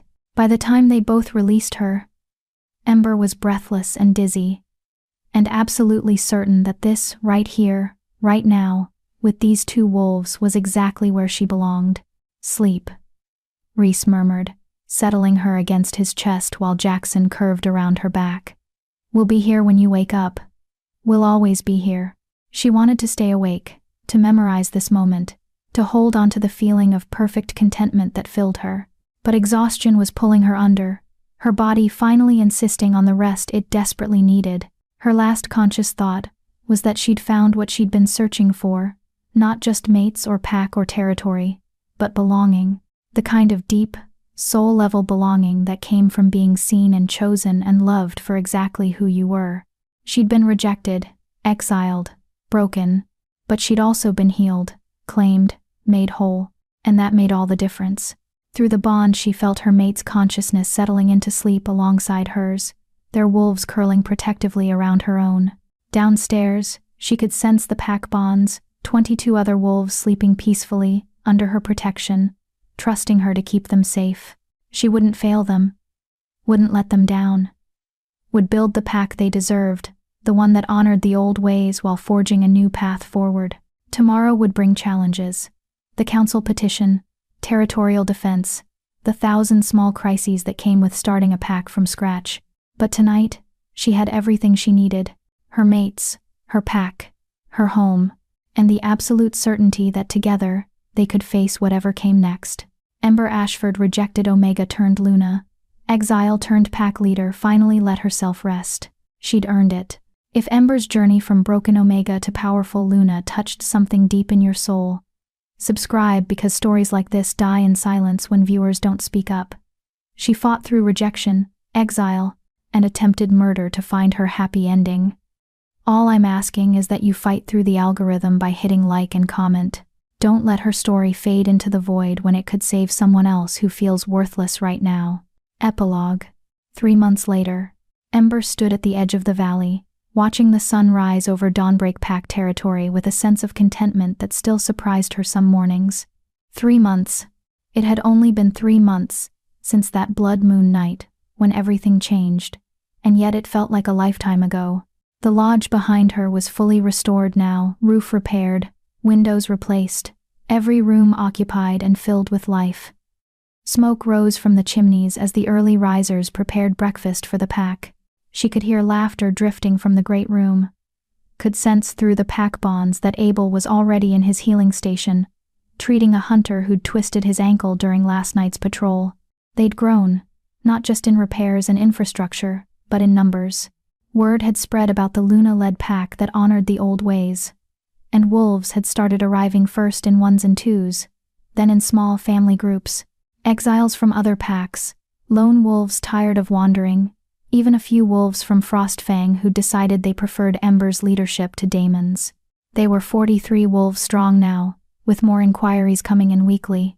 The council had granted their petition for territorial recognition 6 weeks ago, after extensive investigation and interviews. Ember still remembered the council representative's surprise when he'd arrived, expecting chaos, and found instead a thriving, organized pack with clear leadership structure and happy, healthy wolves. "We'll be monitoring your progress closely," he'd said, making it sound like a threat. But Ember had just smiled and invited him to stay for dinner, letting him see firsthand how pack was supposed to function. He'd left 3 days later with a glowing report and a promise to recommend Dawnbreak as a model for other new packs. "You're up early," Reese said, emerging from the lodge with 2 mugs of tea. He handed her one and settled beside her, his shoulder pressed against hers in the comfortable intimacy they'd developed over months of sleeping tangled together. "Couldn't sleep," she admitted. Sipping the perfectly prepared tea, he knew exactly how she liked it now. "Too much thinking." "About?" His tactical mind was already running through potential problems, threats, concerns, about how different everything is, she said. 3 months ago I was alone in a cabin, convinced I'd never trust anyone again. Now I have a pack, a territory, 2 mates who know how I take my tea without asking. 2 mates who love you, Reese corrected, his arm sliding around her waist. "Don't forget that part." She leaned into him, feeling the mate bond humming contentedly between them. "I could never forget." Jackson emerged from the lodge a few minutes later, his hair still damp from showering, carrying his own mug and a thick blanket. "It's freezing out here. What are you 2 doing?" "Watching the sunrise," Ember said. "Come join us." He wrapped the blanket around all 3 of them and settled on her other side, his presence solid and warm. Through the bond she felt both of them, Reese's quiet contentment, Jackson's fierce protectiveness, both of their absolute devotion to her and to the pack they'd built together. "Patrol report came in," Jackson said after a moment. "No threats detected. Frostfang is staying on their side of the border. The rogue pack that was testing our defenses last week has moved on." "Good." Ember took another sip of tea, letting the warmth spread through her. "Thea says she wants to start advanced Luna training today. Something about channeling power through pack bonds without burning myself out." "You've gotten much better at that," Reese observed. "The collapse after the challenge hasn't repeated." "Because I learned to share the burden," she said. "Stop trying to do everything alone. Let the pack support me instead of trying to protect them single-handedly." "Character growth," Jackson said solemnly. "Very impressive." She elbowed him, making him laugh, and through the bond felt Reese's amusement at their playfulness. This was what she'd been missing, not just safety or belonging, but joy. The simple pleasure of being with wolves who knew her completely and loved her anyway. "The council representative is coming back next month," Reese said, his strategic mind never fully turning off. "He wants to see our progress, interview new pack members. It's routine, but we need to make sure everything is perfect," Ember finished. "I know. We'll be ready." "We're always ready," Jackson said confidently. "We have the best Luna in the region." "Only Luna in the region," she corrected. "Still the best," he insisted, pressing a kiss to her temple. Through the pack bonds, Ember felt the territory waking up, wolves emerging from the lodge, morning patrols heading out, the younger wolves gathering for training with Sarah, her pack, her family, all of them choosing to be here, choosing this life, choosing her leadership. She still had moments of doubt. Still sometimes woke up terrified that she was making all the wrong decisions, that she'd lead them all into disaster. But those moments came less frequently now, buffered by Reese's tactical wisdom and Jackson's warrior confidence, and the pack bonds that reminded her constantly that she wasn't alone in this. "Abel mentioned something yesterday," Reese said carefully, in that tone that meant he was broaching a sensitive topic. "He said he's been noticing changes in your scent." Asked if we'd considered the possibility that, he trailed off, but Ember knew what he was trying to say. She'd noticed it too. The subtle shifts in her body, the way the mate bond had been fluctuating, the strange flutter she sometimes felt low in her abdomen that could have been anxiety or could have been something else entirely. "I'm pregnant," she said quietly, speaking the truth she'd been avoiding for the past week. "At least, I'm pretty sure I am. The signs are all there." Both of her mates went completely still. Jackson's voice came out strangled. "We're going to be fathers?" Apparently. She'd meant to tell them differently, more formally, with some kind of romantic presentation. But sitting here watching the sunrise with them felt more right than any planned announcement. "Multiple heartbeats," Reese said, his hand sliding down to rest on her still flat stomach. Through the bond she felt his consciousness reaching out, his wolf sensing what his human mind was confirming. "Twins. You're carrying twins." "Of course she is," Jackson said, his voice thick with emotion, "because nothing with us is ever simple." Through the bond, Ember felt their reactions flooding into her, shock and joy and terror and fierce protectiveness all tangled together. They were going to be fathers. She was going to be a mother. They were bringing new life into a pack that was barely 3 months old, adding vulnerability and responsibility to an already complicated situation. It should have terrified her. Instead, it felt right. "I'm scared," she admitted. "Scared. I won't know how to be a mother. Scared of what this means for the pack. Scared that, we'll figure it out," Reese interrupted gently. "Just like we've figured out everything else. Together. Our children will grow up in a pack that actually values them," Jackson added, "where they're protected and loved and free to become whoever they're meant to be. What could be better than that? They'll grow up with 2 fathers who adore their mother," Reese said, his hand still resting on her stomach. "And a pack full of wolves who'll help raise them. They'll have everything we didn't balance: choice, freedom." Ember felt tears burning behind her eyes, not sad tears, but the overwhelming emotion of having something precious you didn't know you wanted until it was offered. She'd spent so long focused on survival, on building the pack, on proving herself as Luna, that she hadn't let herself think about the future beyond the next crisis. But there was a future now. A real future, with children and grandchildren and generations of dawnbreak wolves growing up in a pack that honored the old ways while forging new traditions. "We're going to need a bigger lodge," she said, laughing through her tears. "We're going to need a lot of things." Reese agreed, his tactical mind already making lists. Nursery, extra security, protocols for protecting pregnant Luna. "Later," Ember interrupted. "We'll plan everything later. Right now I just want to sit here with you and watch the sun rise over our territory and feel happy without worrying about what comes next." Both mates settled closer, their arms wrapping around her protectively, their wolves radiating contentment through the bond. Around them, Dawnbreak Pack was coming to life. Wolves training and hunting and healing, and simply being together in the way Pack was meant to be.